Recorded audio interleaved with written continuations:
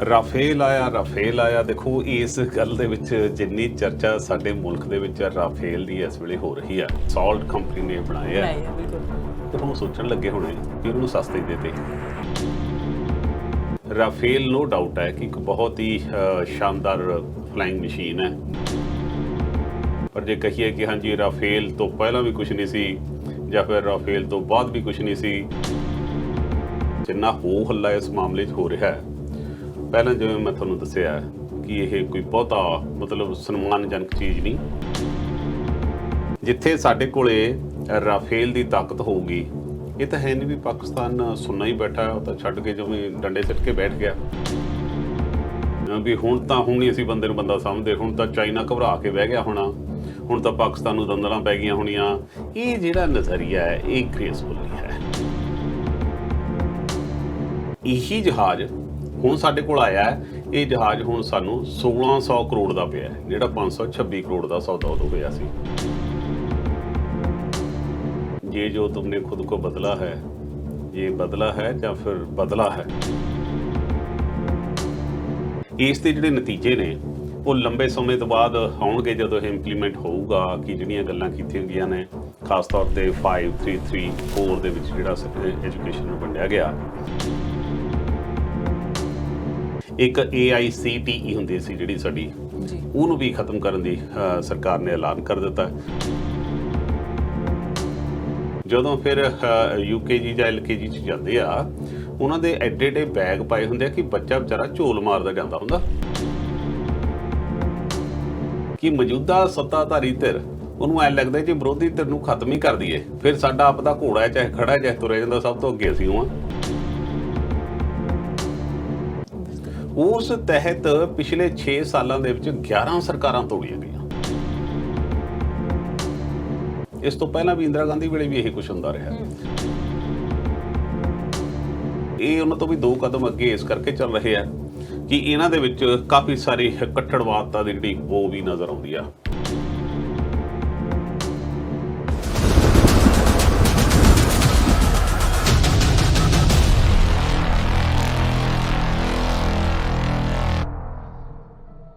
ਸਤਿ ਸ਼੍ਰੀ ਅਕਾਲ, ਤੁਸੀਂ ਦੇਖ ਰਹੇ ਹੋ ਸਾਂਝਾ ਟੀਵੀ। ਮੈਂ ਹਾਂ ਤੁਹਾਡੇ ਨਾਲ ਅਰਸ਼ਦੀਪ ਤੇ ਤੁਹਾਡਾ ਸਾਰਿਆਂ ਦਾ ਪ੍ਰੋਗਰਾਮ ਸਟ੍ਰੇਟ ਟਾਕ ਸਿੱਧੀ ਗੱਲ ਦੇ ਵਿੱਚ ਸਵਾਗਤ ਹੈ।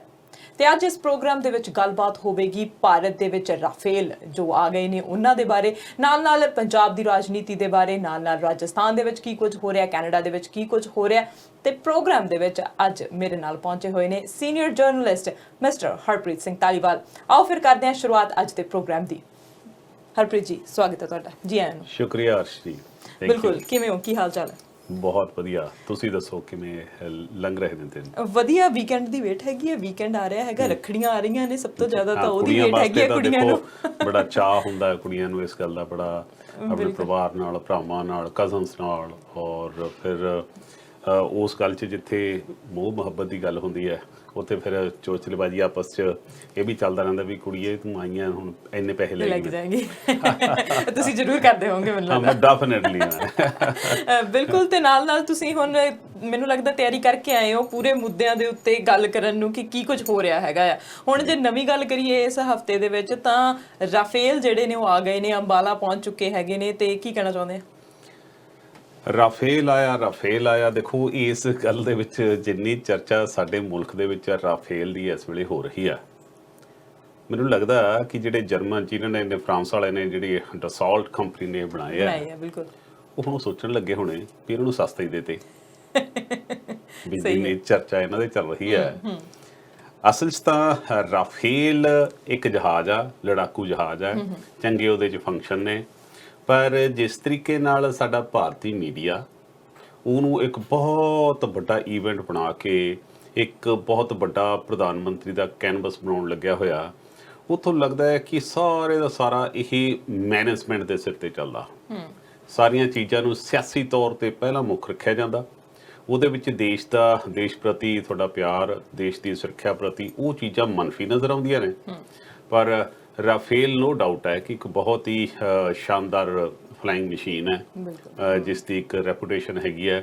ਪਰ ਜੇ ਕਹੀਏ ਕਿ ਹਾਂਜੀ ਰਾਫੇਲ ਤੋਂ ਪਹਿਲਾਂ ਵੀ ਕੁਝ ਨਹੀਂ ਸੀ ਜਾਂ ਫਿਰ ਰਾਫੇਲ ਤੋਂ ਬਾਅਦ ਵੀ ਕੁਝ ਨਹੀਂ ਸੀ, ਇਹਦੇ ਨਾਲ ਕਿਤੇ ਨਾ ਕਿਤੇ ਮੈਨੂੰ ਐਂ ਲੱਗਦਾ ਕਿ ਅਸੀਂ ਸਾਡੀ ਭਾਰਤ ਦਾ ਜਿਹੜਾ ਇੱਕ ਸਾਡੀ ਡਿਗਨਿਟੀ ਹੈ ਉਹਦੇ ਤੇ ਵੀ ਸਵਾਲ ਖੜਾ ਕਰਦੇ ਆ, ਔਰ ਭਾਰਤੀ ਫੌਜ ਦੀਆਂ ਜਿਹੜੀਆਂ ਪੁਰਾਣੀ ਪੁਰਾਤਤ ਸਮੇਂ ਦੇ ਵਿੱਚ ਜਿਹੜੀਆਂ ਦਲੇਰੀ ਦੀਆਂ ਗਾਥਾਵਾਂ ਨੇ ਉਹਨਾਂ ਨੂੰ ਵੀ ਕਿਤੇ ਨਾ ਕਿਤੇ ਅਸੀਂ ਨਜ਼ਰਅੰਦਾਜ਼ ਕਰਦੇ ਹਾਂ।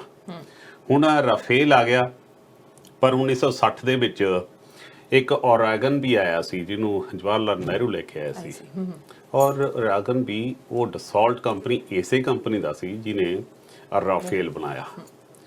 ਹੁਣ ਉਹੀ ਕੰਪਨੀ ਦੁਬਾਰਾ ਫੇਰ ਇਹ ਸਾਰਾ ਕੁਝ ਭੇਜ ਰਹੀ ਆ, ਪਰ ਜਿੰਨਾ ਹੋ ਹੱਲਾ ਇਸ ਮਾਮਲੇ 'ਚ ਹੋ ਰਿਹਾ ਹੈ, ਪਹਿਲਾਂ ਜਿਵੇਂ ਮੈਂ ਤੁਹਾਨੂੰ ਦੱਸਿਆ ਕਿ ਇਹ ਕੋਈ ਬਹੁਤਾ ਮਤਲਬ ਸਨਮਾਨਜਨਕ ਚੀਜ਼ ਨਹੀਂ। ਹਥਿਆਰ ਸਾਡੇ ਹੋਰ ਬਹੁਤ ਸਾਰੇ ਵੱਖ-ਵੱਖ ਮੁਲਕਾਂ ਤੋਂ ਆ ਰਹੇ ਆ। ਇਸ ਸੰਬੰਧੀ ਪਾਕਿਸਤਾਨ ਨੇ ਤਾਂ ਸਗੋਂ ਚਰਚਾ ਵੀ ਦੂਸਰੇ ਮੁਲਕਾਂ ਨੂੰ ਕਿਹਾ ਕਿ ਭਾਰਤ ਬਹੁਤ ਸਾਰੇ ਹਥਿਆਰ ਇਕੱਠੇ ਕਰ ਰਿਹਾ ਹੈ, ਇਸ ਖਿੱਤੇ ਦੇ ਵਿੱਚ ਅਨਬੈਲੈਂਸ ਹੋ ਸਕਦਾ ਜੀ, ਇਹਨਾਂ ਨੂੰ ਰੋਕਿਆ ਜਾਵੇ। ਦੇਖੋ, ਜਿੱਥੇ ਸਾਡੇ ਕੋਲੇ ਰਾਫੇਲ ਦੀ ਤਾਕਤ ਹੋਊਗੀ, ਇਹ ਤਾਂ ਹੈ ਨਹੀਂ ਵੀ ਪਾਕਿਸਤਾਨ ਸੁਣਨਾ ਹੀ ਬੈਠਾ, ਉਹ ਤਾਂ ਛੱਡ ਕੇ ਜਿਵੇਂ ਡੰਡੇ ਸਿੱਟ ਕੇ ਬੈਠ ਗਿਆ। ਉਹਨਾਂ ਕੋਲ F-16 ਹੈ। F-16 ਬਹੁਤ ਕਾਬਲ ਫਾਈਟਰ ਨੇ। 4.5 ਜਨਰੇਸ਼ਨ ਹੈ ਜਿਹੜੀ ਇਹਨਾਂ ਦੀ, ਜਿਹੜੀਆਂ ਜਨਰੇਸ਼ਨਸ ਆਉਂਦੀਆਂ ਨੇ ਜੀ ਅਪਡੇਟ ਹੋ ਕੇ, ਉਹ ਰਾਫੇਲ ਦੇ ਨੇੜੇ ਤੇੜੇ ਵਾਲੀਆਂ ਹੀ ਨੇ ਜੇਕਰ ਉਹਨਾਂ ਦੇ ਆਪਾਂ ਡਾਟੇ ਚੈੱਕ ਕਰਦੇ ਹਾਂ। ਹੁਣ ਫਿਰ ਜੇਕਰ ਆਪਾਂ ਉਸ ਤੋਂ ਅੱਗੇ ਜਾ ਕੇ ਜੇਕਰ ਆਪਾਂ ਚਾਈਨਾ ਦੇ ਕੋਲ J-20 ਹੈ ਜਿਹੜਾ ਚਾਈਨਾ ਨੇ ਆਪ ਡਿਵੈਲਪ ਕੀਤਾ ਹੈ, ਉਹ 5th ਜਨਰੇਸ਼ਨ ਦਾ ਜਹਾਜ਼ ਹੈ, ਉਹ ਵੀ ਰਾਫੇਲ ਦੇ ਬਰਾਬਰ ਦਾ ਜਹਾਜ਼ ਹੈ। ਸੋ ਪਰ ਜਿਸ ਤਰੀਕੇ ਨਾਲ ਅਸੀਂ ਲੱਗੇ ਹੋਏ ਹਾਂ ਕਰਨ ਵੀ ਬਸ ਰਾਫੇਲ ਆ ਗਿਆ ਜੀ, ਵੀ ਹੁਣ ਹੀ ਅਸੀਂ ਬੰਦੇ ਨੂੰ ਬੰਦਾ ਸਮਝਦੇ, ਹੁਣ ਤਾਂ ਚਾਈਨਾ ਘਬਰਾ ਕੇ ਬਹਿ ਗਿਆ ਹੋਣਾ, ਹੁਣ ਤਾਂ ਪਾਕਿਸਤਾਨ ਨੂੰ ਦੰਦਲਾਂ ਪੈ ਗਈਆਂ ਹੋਣੀਆਂ, ਇਹ ਜਿਹੜਾ ਨਜ਼ਰੀਆ ਹੈ ਇਹ ਗ੍ਰੇਸਫੁਲ ਨਹੀਂ ਹੈ ਜੀ। ਨਾਲੇ ਇਕੱਲਾ ਜੇ ਭਾਰਤ ਕੋਲ ਹੋਵੇ ਤਾਂ ਅਸੀਂ ਕਹੀਏ ਵੀ ਇਹ ਤਾਂ ਭਾਰਤ ਕੋਲ ਆ ਗਿਆ ਜੀ, ਦੁਨੀਆ 'ਚ ਕਿਸੇ ਕੋਲ ਹੈ ਨਹੀਂ। ਦੁਨੀਆ ਦੇ ਵੱਖ-ਵੱਖ ਥਾਵਾਂ ਤੇ ਜੇਕਰ ਤੁਸੀਂ ਜਾ ਕੇ ਦੇਖਦੇ ਹੋ, ਇਜਿਪਟ ਦੇ ਵਿੱਚ ਇਸ ਦੇ ਨਾਲ ਦੇ ਰਾਫੇਲ 36 ਜਹਾਜ਼ ਨੇ। ਇਜਿਪਟ ਕਿੱਡਾ ਮੁਲਕ ਹੈ, ਕਤਰ ਵਰਗਾ ਛੋਟਾ ਜਿਹਾ ਮੁਲਕ ਹੈ। 24 ਤਾਂ ਉਹਨਾਂ ਕੋਲ ਵੀ ਨੇ, ਸਾਡੇ ਕੋਲ ਤਾਂ ਜੀ ਆਈ 5 ਨੇ। ਔਰ ਇਸ ਤੋਂ ਬਿਨਾਂ ਜਿਹੜੀ ਫਰਾਂਸ ਡਸੌਲਟ ਕੰਪਨੀ ਜੀ ਨੇ ਬਣਾਇਆ 130-32 ਜਹਾਜ਼ ਉਹਨਾਂ ਕੋਲ ਆਲਰੇਡੀ ਆਪਣੀ ਫੌਜ ਦੇ ਵਿੱਚ ਹੈਗੇ ਆ। ਫਿਰ ਸਾਨੂੰ ਐਡਾ ਢੰਡੋਰਾ ਪਿੱਟਣ ਦੀ ਲੋੜ ਕੀ ਪੈ ਗਈ ਜੀ, ਪਹਿਲੀ ਵਾਰੀ ਲੈ ਨਾ। ਨਾਲੇ ਇਸ ਤੋਂ ਪਹਿਲਾਂ ਸੁਖੋਈ ਬੜੇ ਜ਼ਬਰਦਸਤ ਜਹਾਜ਼, ਮਿਗ ਆਪੋ ਆਪਣੇ ਰੋਲ ਨਿਭਾਉਂਦੇ ਰਹੇ ਆ। ਹਾਂ, ਇਸ ਗੱਲ ਦੇ ਵਿੱਚ ਜਿਹੜੀ ਨਾਲ ਸਾਡੀ ਭਾਰਤੀ ਫੌਜ ਸਟਰੋਂਗ ਹੋਈ ਹੈ, ਸਾਨੂੰ ਇਸ ਗੱਲ ਦੀ ਖੁਸ਼ੀ ਹੈ। ਔਰ ਸਾਨੂੰ ਆਪਣੀ ਆਰਮੀ ਤੇ ਹਮੇਸ਼ਾ ਮਾਣ ਰਿਹਾ ਕਿ ਸਾਡੀ ਆਰਮੀ ਨੇ ਪਿਛਲੇ ਸਮੇਂ 'ਚ ਜੋ ਚਾਈਨਾ ਦੇ ਗੁਲਵਾਨ ਘਾਟੀ ਦੇ ਵਿੱਚ ਅਰਸ਼ਜੀ ਜੋ ਕੁਛ ਹੋਇਆ, ਨਿਹੱਥੇ ਸਾਡੀ ਫੌਜੀਆਂ ਨੇ ਉਹਨਾਂ ਦਾ ਡਟ ਕੇ ਮੁਕਾਬਲਾ ਕੀਤਾ, ਉਹਨਾਂ ਦੇ ਦੰਦ ਖੱਟੇ ਕੀਤੇ। ਸਾਡੇ ਵਾਸਤੇ ਮਾਣ ਦੀ ਗੱਲ ਹੈ। ਹਥਿਆਰ ਆ ਗਏ, ਚੰਗੀ ਗੱਲ ਹੈ, ਪਰ ਇਹਨਾਂ ਹਥਿਆਰਾਂ ਦੇ ਵਿੱਚ ਜਿਸ ਤਰੀਕੇ ਨਾਲ ਪਹਿਲਾਂ ਬੋਫੋਰਸ ਦਾ ਮਾਮਲਾ ਸੀ, ਬੋਫੋਰਸ ਦਾ ਘੁਟਾਲਾ ਬੜੇ ਸਾਲ ਤੱਕ ਕਾਂਗਰਸ ਨੂੰ ਤੰਗ ਕਰਦਾ ਰਿਹਾ। ਇਹ ਵੀ ਹਾਲਾਤ ਹੋਏ ਕਿ ਜਦੋਂ 1999 ਦੇ ਵਿੱਚ ਕਾਰਗਿਲ ਦੇ ਵਿੱਚ ਪਾਕਿਸਤਾਨ ਨੇ ਸਾਡੀਆਂ ਉੱਚੀਆਂ ਪਹਾੜੀਆਂ ਤੇ ਬੈਠ ਕੇ ਸਾਡੀਆਂ ਥੱਲੇ ਵਾਲੇ ਬੈਠੀਆਂ ਫੌਜਾਂ ਤੇ ਹਮਲਾ ਕਰਨਾ ਸ਼ੁਰੂ ਕੀਤਾ, ਤਾਂ ਉਸੇ ਬੋਫੋਰਸ ਨੇ ਫਿਰ ਆਪਣਾ ਇੰਪੋਰਟੈਂਟ ਰੋਲ ਨਿਭਾਇਆ ਸੀ ਜੀ। ਔਰ ਹਾਲਾਤ ਇਹ ਵੀ ਸੀ ਕਿ ਬੋਫੋਰਸ ਤੇ ਸਿਆਸਤ ਤਾਂ ਇਕੱਲੀ ਹੋ ਰਹੀ ਸੀ। ਜਦੋਂ ਕਾਰਗਿਲ ਦੇ ਨਾਲ ਸਾਡਾ ਇਹ ਟਸ਼ਨਬਾਜ਼ੀ ਸ਼ੁਰੂ ਹੋਈ ਜਾਂ ਫਿਰ ਮੁਕਾਬਲਾ ਸ਼ੁਰੂ ਹੋਇਆ, ਤਾਂ ਸਾਡੇ ਕੋਲ ਤਾਂ ਉਹਦੇ ਗੋਲਾ ਬਾਰੂਦ ਤੱਕ ਨਹੀਂ ਸੀ, ਐਮਰਜੈਂਸੀ ਸਾਨੂੰ ਲਿਆਉਣਾ ਪਿਆ ਸੀ। ਹੁਣ ਇਸ ਜਹਾਜ਼ ਦੇ ਨਾਲ ਵੀ ਇੱਕ ਬਹੁਤ ਵੱਡੀ ਸਿਆਸਤ ਹੈ ਜਿਹੜੀ ਬੜੇ ਲੰਬੇ ਸਮੇਂ ਤੱਕ ਚੱਲਣੀ ਹੈ। ਉਹ ਸੀ ਕਿ ਜਿਹੜੀ ਇਸ ਤੋਂ ਪਹਿਲਾਂ ਕਾਂਗਰਸ ਸਰਕਾਰ ਸੱਤਾ ਦੇ ਵਿੱਚ ਸੀ, ਮਨਮੋਹਨ ਸਿੰਘ ਦੀ ਸਰਕਾਰ, ਉਹਨਾਂ ਨੇ 126 ਜਹਾਜ਼ਾਂ ਦਾ ਇਹ ਆਰਡਰ ਦਿੱਤਾ ਸੀ। ਇੱਕ ਜਹਾਜ਼ ਦੀ ਕੀਮਤ ਉਹਨਾਂ ਨੇ 526 ਕਰੋੜ ਲਾਈ ਸੀ, ਔਰ 58 ਤੋਂ 59-60 ਹਜ਼ਾਰ ਦਾ ਇਹ ਸੌਦਾ, ਕਰੋੜ ਦਾ ਸੌਦਾ ਹੋਇਆ ਸੀ ਡਾਲਰ। ਉਹਨਾਂ ਦੇ ਵਿੱਚ ਫਿਰ ਹੁਣ ਇਹੀ ਜਹਾਜ਼ ਹੁਣ ਸਾਡੇ ਕੋਲ ਆਇਆ ਹੈ। ਇਹ ਜਹਾਜ਼ ਹੁਣ ਸਾਨੂੰ 1600 ਕਰੋੜ ਦਾ ਪਿਆ, ਜਿਹੜਾ 526 ਕਰੋੜ ਦਾ ਸੌਦਾ ਉਦੋਂ ਹੋਇਆ ਸੀ। ਇਸ ਗੱਲ ਦੇ ਵਿੱਚ ਵਿਰੋਧੀ ਪਾਰਟੀਆਂ ਨੇ ਬਹੁਤ ਸਵਾਲ ਪੁੱਛੇ ਜੀ। ਦੇਸ਼ ਦੇ ਪ੍ਰਧਾਨ ਮੰਤਰੀ ਦਾ PMO ਆਫਿਸ ਤੇ ਸਿੱਧੀ ਇਨਵੋਲਵਮੈਂਟ ਪਾਈ ਗਈ ਕਿ ਜਿਹੜਾ ਸੁਰੱਖਿਆ, ਜਿਹੜਾ ਸਾਡਾ ਡਿਫੈਂਸ ਮਿਨਿਸਟਰੀ ਆ, ਉਹਨੂੰ ਸਾਈਡ ਤੇ ਰੱਖ ਕੇ PMO ਆਫਿਸ ਸਿੱਧਾ ਡਸੌਲਟ ਕੰਪਨੀ ਨਾਲ ਇੰਟਰਲਿੰਕ ਹੁੰਦਾ ਰਿਹਾ। ਵਿਰੋਧੀ ਪਾਰਟੀ ਨੇ ਇਹ ਵੀ ਸਵਾਲ ਪੁੱਛੇ ਕਿ 526 ਕਰੋੜ ਦਾ ਜਹਾਜ਼ 1600 ਕਰੋੜ ਤੋਂ ਉੱਪਰ ਦਾ ਕਿਵੇਂ ਹੋ ਗਿਆ। ਇਹਦਾ ਜਵਾਬ ਦੇਸ਼ ਦੇ ਪ੍ਰਧਾਨ ਮੰਤਰੀ ਕੋਲ ਵੀ ਨਹੀਂ, ਔਰ ਉਹਨਾਂ ਦੇ ਨਾਲ ਸ਼ਾਸਕ ਧਿਰ ਕੋਲ ਵੀ ਕੋਈ ਨਹੀਂ। ਹਾਂ, ਇਸ ਗੱਲ ਦੀ ਚਰਚਾ ਜ਼ਰੂਰ ਹੋਈ ਕਿ ਜਦੋਂ ਇਹ ਮਾਮਲਾ ਕੋਰਟ ਦੇ ਵਿੱਚ ਗਿਆ, ਸੁਪਰੀਮ ਕੋਰਟ ਦੇ ਵਿੱਚ ਗਿਆ, ਹੁਣ ਰੰਜਨ ਗਗੋਈ ਸਾਹਿਬ ਜਿਹੜੇ ਇਸ ਵੇਲੇ ਰਾਜ ਸਭਾ ਦੇ ਮੈਂਬਰ ਨੇ, ਉਹ ਚੀਫ ਜਸਟਿਸ ਸੀਗੇ।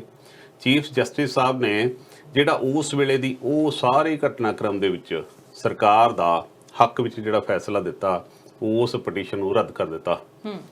2019 ਦੇ ਵਿੱਚ ਜਸਟਿਨ ਗੰਗੋਈ ਸਾਹਿਬ ਰਿਟਾਇਰ ਹੁੰਦੇ ਆ ਤੇ ਮਾਰਚ 'ਚ ਜਾ ਕੇ 4 ਮਹੀਨੇ ਨਹੀਂ ਪੈਂਦੇ ਫਿਰ ਰਾਜ ਸਭਾ ਮੈਂਬਰ ਵੀ ਬਣ ਜਾਂਦੇ ਆ। ਸੋ ਇਹ ਬਹੁਤ ਸਾਰੀਆਂ ਚੀਜ਼ਾਂ ਨੇ ਜਿਹੜੀਆਂ ਇੰਟਰਲਿੰਕ ਆਪਸ ਵਿੱਚ ਹੋਈਆਂ ਨਜ਼ਰ ਆਉਂਦੀਆਂ ਨੇ।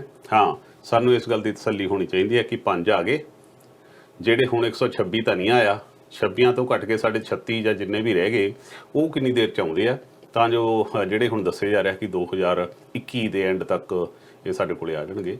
ਸਾਡੀ ਭਾਰਤ ਸੈਨਾ ਮਜ਼ਬੂਤ ਹੋਊਗੀ, ਪਰ ਇਸ ਤੋਂ ਵੱਧ ਹੋ ਸਕਦੀ ਸੀ ਜੇਕਰ ਇਹ ਸਪਸ਼ਟ ਹੋ ਜਾਂਦੀਆਂ ਗੱਲਾਂ ਕਿ 526 ਵਾਲਾ 1600 'ਚ ਕਿਉਂ ਆਇਆ। ਬਿਲਕੁਲ, ਕਿਉਂਕਿ ਸਾਰੀ ਚੀਜ਼ਾਂ 'ਚ ਜਿਹੜੀ ਪਾਰਦਰਸ਼ਤਾ ਹੁੰਦੀ ਆ ਉਹ ਲਾਜ਼ਮੀ ਹੈਗੀ ਆ। ਸੋ ਇਹ ਚੀਜ਼ ਦੀ ਘਾਟ ਹੈਗੀ ਆ ਹਰ ਸਿਆਸੀ ਪੱਖ ਦੇ ਵਿੱਚ ਜਦੋਂ ਅਸੀਂ ਗੱਲ ਕਰਦੇ ਹਾਂ ਕਿਸੇ ਵੀ ਮੁਲਕ ਦੀ ਗੱਲ ਕਰ ਲਈਏ।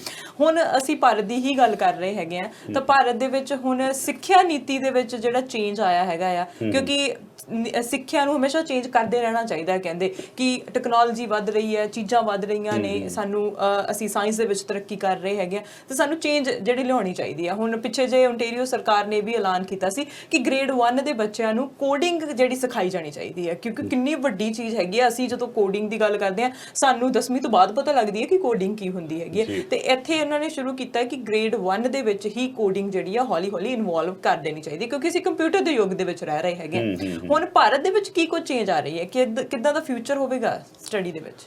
ਨਹੀਂ, ਨੋ ਡਾਊਟ ਹੈ ਕਿ ਜਿਹੜਾ ਅਰਸ਼ ਜੀ ਭਾਰਤ ਸਰਕਾਰ ਦੀ ਜਿਹੜੀ ਨਵੀਂ ਸਿੱਖਿਆ ਨੀਤੀ ਆਈ ਹੈ ਜੀ, ਦੇਖਣ ਦੇ ਵਿੱਚ ਬਹੁਤ ਸਾਰੀਆਂ ਚੀਜ਼ਾਂ ਖੂਬਸੂਰਤ ਲੱਗ ਰਹੀਆਂ ਨੇ, ਔਰ ਹੋਪ ਸੋ ਇਹ ਇਸੇ ਤਰੀਕੇ ਨਾਲ ਅੱਗੇ ਜਾ ਕੇ ਇੰਪਲੀਮੈਂਟ ਹੋਣ। ਕਿਉਂਕਿ ਜਦੋਂ ਭਾਰਤ ਦੇ ਵਿੱਚ ਇਹਨਾਂ ਦਿਨਾਂ 'ਚ ਕੋਈ ਵੀ ਤਬਦੀਲੀ ਜਾਂ ਕੋਈ ਨਵਾਂ ਕਾਨੂੰਨ ਆਉਂਦਾ ਹੈ ਤਾਂ ਕਿਤੇ ਨਾ ਕਿਤੇ ਉਹ ਸ਼ੰਕੇ ਜੇ ਫਿਰ ਖੜੇ ਹੋ ਜਾਂਦੇ ਨੇ कि ये जो तुमने खुद को बदला है ये बदला है या फिर बदला है। सो ये किते ना किते शंके जरूर खड़े हो जाते हैं, क्योंकि सत्ता दे विच RSS राज कर रही है। RSS ते इस गल दे भी दोष लगदे आ कि वो देश दे विच एक विशेष प्रकार दी सोच नूं थोपना चाहुंदी आ। पर ਇਹ ਸਿੱਖਿਆ ਨੀਤੀ ਦੇ ਵਿੱਚ ਜਦੋਂ ਆਪਾਂ ਇਹਨੂੰ ਮੈਂ ਦੇਖਣ ਦੀ ਕੋਸ਼ਿਸ਼ ਕੀਤੀ, ਮੈਨੂੰ ਬਹੁਤ ਸਾਰੀਆਂ ਚੀਜ਼ਾਂ ਚੰਗੀਆਂ ਵੀ ਲੱਗੀਆਂ। ਆਪਾਂ ਸਰਕਾਰਾਂ ਨੂੰ ਹਮੇਸ਼ਾ ਕੰਡੈਮ ਕਰਦੇ ਹਾਂ, ਪਰ ਜਿਹੜੀਆਂ ਚੰਗੀਆਂ ਚੀਜ਼ਾਂ ਨੇ ਸਾਨੂੰ ਉਹਨੂੰ ਐਪਰੀਸ਼ੀਏਟ ਕਰਨਾ ਚਾਹੀਦਾ। ਹਾਲਾਂਕਿ ਇਸ ਦੇ ਜਿਹੜੇ ਨਤੀਜੇ ਨੇ ਉਹ ਲੰਬੇ ਸਮੇਂ ਤੋਂ ਬਾਅਦ ਆਉਣਗੇ ਜਦੋਂ ਇਹ ਇੰਪਲੀਮੈਂਟ ਹੋਊਗਾ, ਕਿ ਜਿਹੜੀਆਂ ਗੱਲਾਂ ਕੀਤੀਆਂ ਗਈਆਂ ਨੇ ਖਾਸ ਤੌਰ ਤੇ 5334 ਦੇ ਵਿੱਚ ਜਿਹੜਾ ਐਜੂਕੇਸ਼ਨ ਨੂੰ ਵੰਡਿਆ ਗਿਆ, ਉਸ ਦੇ ਵਿੱਚ ਪਹਿਲੀ ਜਿਹੜੀ 5 ਕਲਾਸਾਂ ਹੋਣਗੀਆਂ ਅਰਸ਼ ਜੀ, ਉਹ 5 ਕਲਾਸਾਂ ਦੇ ਵਿੱਚ ਤੁਹਾਨੂੰ ਮਾਤਰ ਭਾਸ਼ਾ ਦੇ ਵਿੱਚ ਪੜ੍ਹਨਾ ਹੋਊਗਾ। ਉਸ ਤੋਂ ਬਾਅਦ 'ਚੋਂ 3 ਲੈਂਗੁਏਜ ਤੁਸੀਂ ਲੈ ਸਕਦੇ ਹੋ।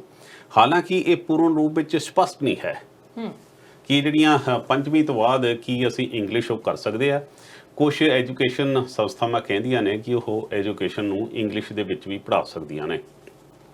ਉਸ ਤੋਂ ਬਾਅਦ 'ਚੋਂ 8ਵੀਂ ਤੋਂ ਬਾਅਦ ਇਸ ਐਜੂਕੇਸ਼ਨ ਨੀਤੀ ਦੇ ਮੁਤਾਬਕ ਤੁਸੀਂ ਸਬਜੈਕਟ ਵੀ ਆਪਣੇ ਮੁਤਾਬਕ ਚੇਂਜ ਕਰ ਸਕਦੇ ਹੋ। ਜਿਹੜੇ ਪਹਿਲਾਂ 10th ਤੱਕ ਜਾਂ 10+2 ਤੱਕ ਇੱਕ ਪਾਰਟਿਕੂਲਰ ਹੁੰਦਾ ਸੀ, ਉਸ ਦੇ ਵਿੱਚ ਨਹੀਂ ਸੀ ਕਰ ਸਕਦੇ। ਹੁਣ 11ਵੀਂ ਤੱਕ ਹਾਲਾਂਕਿ ਐਜੂਕੇਸ਼ਨ, 11ਵੀਂ ਤੋਂ ਬਾਅਦ ਜਿਹੜੀ ਹੁੰਦੀ ਸੀ ਗ੍ਰੈਜੂਏਸ਼ਨ 3 ਸਾਲਾਂ ਦੀ ਹੁੰਦੀ ਸੀ 10+2 ਤੋਂ ਬਾਅਦ, ਹੁਣ 10+2 ਖਤਮ ਹੋ ਜੂਗੀ। ਉਸ ਦੀ ਜਗ੍ਹਾ ਤੇ 3 ਸਾਲ ਜੇਕਰ ਕਰੋਗੇ ਤਾਂ ਵੀ ਇੱਕ ਉਹ ਤੁਹਾਡੀ ਗ੍ਰੈਜੂਏਸ਼ਨ ਬਣੀ ਜਾਊਗੀ। ਜੇਕਰ 4 ਸਾਲ ਉਹਨੂੰ ਕਰੋਗੇ ਤਾਂ ਉਹਨੂੰ ਇੱਕ ਡਿਗਰੀ ਦੇ ਰੂਪ 'ਚ ਮੰਨਿਆ ਜਾਊਗਾ। ਉਹਦੇ ਅਲੱਗ-ਅਲੱਗ ਇੱਕ ਪਾਰਟ ਹੋਣਗੇ ਜੀ। ਨਾਲ ਸਰਕਾਰ ਨੇ ਜਿਹੜਾ ਯੂਨੀਵਰਸਿਟੀ ਗ੍ਰਾਂਟ ਕਮਿਸ਼ਨ ਹੁੰਦਾ ਸੀ, ਉਸ ਦਾ ਵੀ ਇਸ ਵੇਲੇ ਉਹਨੂੰ ਖਤਮ ਕਰਨ ਦਾ ਐਲਾਨ ਕੀਤਾ। ਇੱਕ AICTE ਹੁੰਦੀ ਸੀ ਜਿਹੜੀ ਸਾਡੀ, ਉਹਨੂੰ ਵੀ ਖਤਮ ਕਰਨ ਦੀ ਸਰਕਾਰ ਨੇ ਐਲਾਨ ਕਰ ਦਿੱਤਾ। ਹੁਣ ਹਾਈ ਐਜੂਕੇਸ਼ਨ ਲੋ ਜਿਹੜਾ ਕਮਿਸ਼ਨ ਹੋਊਗਾ, ਉਸ ਦੇ ਤਹਿਤ ਇੰਡੀਆ ਦੇ ਵਿੱਚ ਇਹ ਐਜੂਕੇਸ਼ਨ ਦਾ ਇੱਕ ਨਵਾਂ ਪੱਖ ਰੱਖਿਆ ਗਿਆ। ਹਾਂ, ਜਦੋਂ ਇਹ ਸਾਰੀਆਂ ਪਰਤ ਦਰ ਪਰਤ ਇੰਪਲੀਮੈਂਟ ਹੋਣਗੀਆਂ, ਫਿਰ ਸਾਰੀਆਂ ਚੀਜ਼ਾਂ ਦੇ ਪ੍ਰੋਜ਼ ਐਂਡ ਕੌਨਸ ਕੀ ਹੁੰਦੇ ਆ ਉਹਨਾਂ ਨੂੰ ਜਾ ਕੇ ਆਪਾਂ ਡਿਸਕਸ ਕਰਾਂਗੇ। ਪਰ ਪ੍ਰੈਕਟੀਕਲ ਹੋਣਾ ਬੜਾ ਜ਼ਰੂਰੀ ਹੈ। ਜਿਵੇਂ ਵੋਕੇਸ਼ਨਲ ਕੋਰਸ ਨੇ, ਇੱਕ ਸਮੇਂ ਤੋਂ ਬਾਅਦ 8th ਤੋਂ ਬਾਅਦ ਬੱਚੇ ਚਾਹੁੰਦੇ ਆ ਤਾਂ ਵੋਕੇਸ਼ਨਲ ਕੋਰਸ ਵੀ ਨਾਲ ਲੈ ਸਕਦੇ ਆ। ਇਹ ਪ੍ਰੈਕਟੀਕਲ ਹੋਣਾ ਬੜਾ ਜ਼ਰੂਰੀ ਆ। ਭਾਰਤ ਦੇ ਵਿੱਚ ਇਸ ਗੱਲ ਦੀ ਤਰਾਸ਼ਦੀ ਰਹੀ ਹੈ ਕਿ ਤੁਸੀਂ ਜਿਨ੍ਹਾਂ ਦੇ ਬੱਚੇ ਉੱਥੇ ਖਾਸ ਤੌਰ ਤੇ ਪ੍ਰਾਈਵੇਟ ਸਕੂਲਾਂ 'ਚ ਪੜ੍ਹਦੇ ਆ, ਤਾਂ ਬੱਚਿਆਂ ਨੂੰ ਦੇਖ ਕੇ ਤਰਸ ਆ ਜਾਂਦਾ। ਛੋਟਾ ਜਿਹਾ ਬੱਚਾ ਹੁੰਦਾ ਜਿਹਦੀ ਇੱਕ ਤਾਂ 2.5 ਸਾਲ ਤੋਂ ਸਾਡੇ ਸਕੂਲਾਂ 'ਚ ਛੱਡ ਦਿੰਦੇ ਆ ਜਵਾਕਾਂ ਨੂੰ। 2.5 ਸਾਲ ਤੋਂ ਬਾਅਦ ਜਦੋਂ ਉਹ 3 ਕੁ ਸਾਲ ਦਾ ਹੁੰਦਾ 1 ਸਾਲ ਤਾਂ ਉਹਨੂੰ ਨਰਸਰੀ 'ਚ ਪੜ੍ਹਾਉਂਦੇ ਆ। ਜਦੋਂ ਫਿਰ UKG ਜਾਂ LKG 'ਚ ਜਾਂਦੇ ਆ, ਉਹਨਾਂ ਦੇ ਐਡੇ ਬੈਗ ਪਾਏ ਹੁੰਦੇ ਆ ਕਿ ਬੱਚਾ ਵਿਚਾਰਾ ਝੋਲ ਮਾਰਦਾ ਜਾਂਦਾ ਹੁੰਦਾ। ਉਹ ਸਾਰੀਆਂ ਚੀਜ਼ਾਂ ਕਿਤਾਬਾਂ ਦਾ ਜਿਹੜਾ ਉੱਥੇ ਪ੍ਰੈਸ਼ਰ ਸੀ, ਜਿਹੜੀ ਬਾਹਰਲੀਆਂ ਨੀਤੀਆਂ ਨੇ ਜਿਵੇਂ ਕੈਨੇਡਾ ਦੀ ਆ, ਹੁਣ ਇੱਥੇ ਬੱਚੇ ਪੜ੍ਹਦੇ ਆ, ਇਹਨਾਂ ਨੂੰ ਜ਼ਿਆਦਾ ਪ੍ਰੈਕਟੀਕਲ ਸਮਝਾਉਣ ਦੀ ਕੋਸ਼ਿਸ਼ ਕੀਤੀ ਜਾਂਦੀ ਹੈ ਕਿ ਤੁਸੀਂ ਕਲਾਸ ਦੇ ਵਿੱਚ ਆਉਣਾ ਹੈ, ਤੁਹਾਡੀਆਂ ਜਿਹੜੀਆਂ ਜ਼ਿੰਮੇਵਾਰੀਆਂ ਨੇ ਉਹਨਾਂ ਨੂੰ ਕਿਵੇਂ ਨਿਭਾਉਣਾ। ਜਦੋਂ ਤੁਸੀਂ ਕਲਾਸ ਦੇ ਵਿੱਚ ਕੰਮ ਕਰੋਗੇ ਫਿਰ ਤੁਹਾਨੂੰ ਉਸ ਦੇ ਇੰਨੇ ਪੈਸੇ, ਇੱਕ ਕਰੰਸੀ ਬਣਾਈ ਜਾਂਦੀ ਹੈ ਸਕੂਲ ਵੱਲੋਂ, ਇਹ ਕਰੰਸੀ ਤੁਹਾਨੂੰ ਦਿੱਤੀ ਜਾਊਗੀ, ਇਸ ਦੇ ਨਾਲ ਹੀ ਤੁਸੀਂ ਆਪਣਾ ਬੈਂਚ ਲੈਣਾ ਹੈ, ਇਸ ਦੇ ਨਾਲ ਹੀ ਤੁਸੀਂ ਆਪਣਾ ਬਸਤਾ ਲੈਣਾ ਹੈ। ਉਹ ਸਾਰੀਆਂ ਚੀਜ਼ਾਂ ਨੇ ਜਿਹੜੇ ਪ੍ਰੈਕਟੀਕਲ ਬੱਚੇ ਨੂੰ ਤਿਆਰ ਕਰਦੀਆਂ ਨੇ ਕਿ ਤੁਸੀਂ ਜ਼ਿੰਦਗੀ 'ਚ ਜਾ ਕੇ ਇਸ ਤਰੀਕੇ ਨਾਲ ਕਰਨਾ ਹੈ। ਇਹ ਹੋਪਸ ਹੋ ਕਿ ਸਾਡੇ ਵਾਲੀ ਜਿਹੜੀ ਸਿੱਖਿਆ ਨੀਤੀ ਹੈ ਇਹ ਵੀ ਇੱਕ ਪ੍ਰੈਕਟੀਕਲ ਬਣ ਕੇ ਅੱਗੇ ਆਵੇ, ਇਸ ਦੇ ਵਿੱਚ ਹੌਲੀ ਸੋਧਾਂ ਹੋਣ, ਕਿਉਂਕਿ ਪਿਛਲੇ 30 ਸਾਲਾਂ ਤੋਂ 35 ਸਾਲਾਂ ਤੋਂ ਸੋਧਾਂ ਹੋਈਆਂ ਨਹੀਂ ਸੀ। ਸੋ ਇਸ ਗੱਲ ਦਾ ਆਪਾਂ ਨੂੰ ਸਰਕਾਰ ਹੈ, ਭਾਰਤ ਸਰਕਾਰ ਨੂੰ ਇਸ ਗੱਲ ਦੀ ਮੁਬਾਰਕਬਾਦ ਦੇਣੀ ਚਾਹੀਦੀ। ਬਿਲਕੁਲ ਸਾਨੂੰ ਲੋੜ ਹੈਗੀ ਹੈ ਚੇਂਜ ਕਰਨ ਦੀ, ਕਿਉਂਕਿ ਅਸੀਂ ਸ਼ੁਰੂ ਤੋਂ ਹੀ ਉਵੇਂ ਜਿਵੇਂ ਤੁਸੀਂ ਦੱਸਿਆ ਕਿ ਉੱਦਾਂ ਹੀ ਪੜ੍ਹਦੇ ਆ ਰਹੇ ਹਾਂ। ਪ੍ਰੈਕਟੀਕਲ ਨੌਲੇਜ ਹੋਣੀ ਚਾਹੀਦੀ ਹੈਗੀ ਆ। ਅਸੀਂ ਦੇਖਦੇ ਹੈਗੇ ਕਿ ਜਿਹੜੀ ਚੀਜ਼ ਅਸੀਂ ਪੜ੍ਹ ਕੇ ਸਮਝ ਲੈਂਦੇ ਹਾਂ, ਉਹ ਚੀਜ਼ ਜੇ ਅਸੀਂ ਪ੍ਰੈਕਟੀਕਲ ਕਰਕੇ ਦੇਖਦੇ ਹਾਂ ਜਲਦੀ ਸਮਝ ਆ ਜਾਂਦੀ ਹੈ ਸਾਨੂੰ। ਸੋ ਉਹ ਚੀਜ਼ਾਂ ਜਿਹੜੀਆਂ ਨੇ ਉਹ ਆਉਣੀਆਂ ਚਾਹੀਦੀਆਂ ਨੇ, ਸਾਹਮਣੇ ਆਉਣੀਆਂ ਚਾਹੀਦੀਆਂ। ਰਾਜਨੀਤੀ ਦੀ ਅਸੀਂ ਗੱਲ ਕਰੀਏ ਤਾਂ ਆਪਾਂ ਪਿਛਲੇ ਹਫ਼ਤਿਆਂ ਦੇ ਵਿੱਚ ਵੀ, ਪਿਛਲੇ ਐਪੀਸੋਡਸ ਦੇ ਵਿੱਚ ਵੀ ਗੱਲ ਕੀਤੀ ਹੈ ਰਾਜਸਥਾਨ ਦੇ ਬਾਰੇ। ਉਹ ਰਾਜਸਥਾਨ ਦੀ ਸਿਆਸਤ ਡਿਫਰੈਂਟ ਮੋਡ ਲੈ ਰਹੀ ਹੈ। ਹੁਣ ਉਹ ਜਿਹੜਾ ਵਿਵਾਦ ਹੈਗਾ ਅਜੇ ਵੀ ਚੱਲ ਰਿਹਾ, ਕਿਹੜਾ ਮੋੜ ਲੈ ਗਿਆ ਉਹ ਵਿਵਾਦ? ਹੁਣ ਰਾਜਸਥਾਨ ਦੀ ਜਿਹੜੀ ਲਗਾਤਾਰ ਸਿਆਸਤ ਇਸ ਵੇਲੇ, ਕਿਉਂਕਿ ਸਾਰੇ ਦੇਸ਼ ਦੇ ਵਿੱਚ ਇਸ ਗੱਲ ਦੀ ਚਰਚਾ ਕਿ BJP ਆਪਣੀ ਜਿਹੜੀਆਂ ਵਿਰੋਧੀ ਧਿਰਾਂ ਨੇ, ਜਿਹੜੀਆਂ ਦੇਸ਼ ਦੇ ਲੋਕਤੰਤਰ ਦੇ ਵਿੱਚ, ਡੈਮੋਕ੍ਰੇਸੀ ਦੇ ਵਿੱਚ, ਅਰਸ਼ ਜੀ, ਇਹ ਹੁੰਦਾ ਕਿ ਜਿਹੜੀ ਸੱਤਾਧਾਰੀ ਪਾਰਟੀ ਹੈ ਉਹ ਰਾਜ ਕਰਦੀ ਹੈ ਜੀ, ਜਿਹੜੀ ਵਿਰੋਧੀ ਧਿਰ ਹੈ ਉਹ ਉਹਨੂੰ ਜਾਗਰੂਕ ਕਰਦੀ ਹੈ, ਉਹਨੂੰ ਮੁੱਦੇ ਯਾਦ ਕਰਾਉਂਦੀ ਹੈ, ਉਹਨਾਂ ਨੂੰ ਖਿੱਚ ਕੇ ਰੱਖਦੀ ਹੈ ਕਿ ਤੁਸੀਂ ਇੱਥੇ ਕਮਜ਼ੋਰ ਹੋ, ਆਹ ਤੁਹਾਡੀਆਂ ਕਮੀਆਂ ਨੇ। ਪਰ ਹੁਣ ਜਿਹੜੀ ਗੱਲ ਨਜ਼ਰ ਆ ਰਹੀ ਹੈ ਉਸ ਦੇ ਵਿੱਚ ਐਂ ਲੱਗਦਾ ਕਿ ਮੌਜੂਦਾ ਸੱਤਾਧਾਰੀ ਧਿਰ, ਉਹਨੂੰ ਐਂ ਲੱਗਦਾ ਜੇ ਵਿਰੋਧੀ ਧਿਰ ਨੂੰ ਖਤਮ ਹੀ ਕਰ ਦਈਏ ਫਿਰ ਸਾਡਾ ਆਪਦਾ ਘੋੜਾ ਚਾਹੇ ਖੜਾ ਚਾਹੇ ਤੁਰਿਆ ਜਾਂਦਾ, ਸਭ ਤੋਂ ਅੱਗੇ ਅਸੀਂ ਹਾਂ। ਉਸ ਤਹਿਤ ਪਿਛਲੇ 6 ਸਾਲਾਂ ਦੇ ਵਿੱਚ 11 ਸਰਕਾਰਾਂ ਤੋੜੀਆਂ ਗਈਆਂ, ਧੱਕੇ ਨਾਲ ਤੋੜੀਆਂ, ਜਿਹੜੀ ਲੋਕਤੰਤਰ ਤੌਰ ਤੇ ਬਣੀਆਂ। ਔਰ ਇਸ ਤੋਂ ਪਹਿਲਾਂ ਇਹ ਇਕੱਲਾ ਇਹ ਨਹੀਂ ਹੈ, ਇਸ ਤੋਂ ਪਹਿਲਾਂ ਵੀ ਇੰਦਰਾ ਗਾਂਧੀ ਵੇਲੇ ਵੀ ਇਹੀ ਕੁਛ ਹੁੰਦਾ ਰਿਹਾ। ਪਰ ਇਹ ਉਹਨਾਂ ਤੋਂ ਵੀ 2 ਕਦਮ ਅੱਗੇ ਇਸ ਕਰਕੇ ਚੱਲ ਰਹੇ ਆ ਕਿ ਇਹਨਾਂ ਦੇ ਵਿੱਚ ਕਾਫੀ ਸਾਰੀ ਕੱਟੜਵਾਦਤਾ ਦੀ ਜਿਹੜੀ ਉਹ ਵੀ ਨਜ਼ਰ ਆਉਂਦੀ ਆ। ਉਹ ਹੁਣ ਰਾਜਸਥਾਨ ਦੇ ਵਿੱਚ ਗਹਿਲੋਤ ਸਰਕਾਰ, ਉਹਨਾਂ ਦਾ ਡਿਪਟੀ ਸਚਿਨ ਪਾਇਲਟ, ਉਸ ਦੇ ਵਿੱਚ ਜਿਹੜੀ ਖਿੱਚਣ ਤੋਂ ਚੱਲਦੀ ਸੀ ਉਹਨੂੰ ਹੌਲੀ ਹਵਾ ਦਿੱਤੀ ਗਈ। ਅਸਲ 'ਚ ਸਚਿਨ ਪਾਇਲਟ ਨੂੰ ਜਿੱਥੇ ਮੇਰੇ ਖਿਆਲ ਨਾਲ BJP ਮਾਰ ਖਾ ਗਈ ਉਹ ਇਹ ਸੀ ਕਿ ਸਚਿਨ ਪਾਇਲਟ ਨੂੰ ਲੱਗਦਾ ਸੀ ਕਿ ਉਸ ਦੇ ਨਾਲ 30 MLA ਹੋਣਗੇ ਤੇ 72 ਕੁ BJP ਕੋਲ ਵੀ ਹੈਗੇ ਸੀ ਤੇ 101 ਤੇ ਮੈਜੋਰਟੀ ਬਣਦੀ ਹੈ।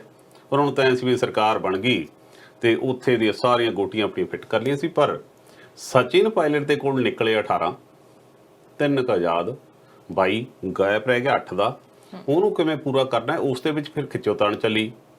ਫਿਰ ਇੱਕ ਜਿਹੜੇ ਮੰਤਰੀ ਨੇ, ਜਿਹੜਾ ਗਹਿਲੋਤ ਸਾਹਿਬ ਨੇ, ਉਹਨਾਂ ਨੇ ਤਾਂ ਆਪਣੀ ਫੇਅਰਮਾਊਂਟ 5 ਸਟਾਰ 'ਚ ਬਿਠਾ ਲਿਆ ਆਪਣੇ ਵਾਲੇ ਸਾਰੇ ਜੀ, ਜਿਹੜੇ ਕਾਨੂੰਨ ਦੇ ਘਾੜੇ ਨੇ, ਜਿਨ੍ਹਾਂ ਨੇ ਭਵਿੱਖ ਬਣਾਉਣਾ state the.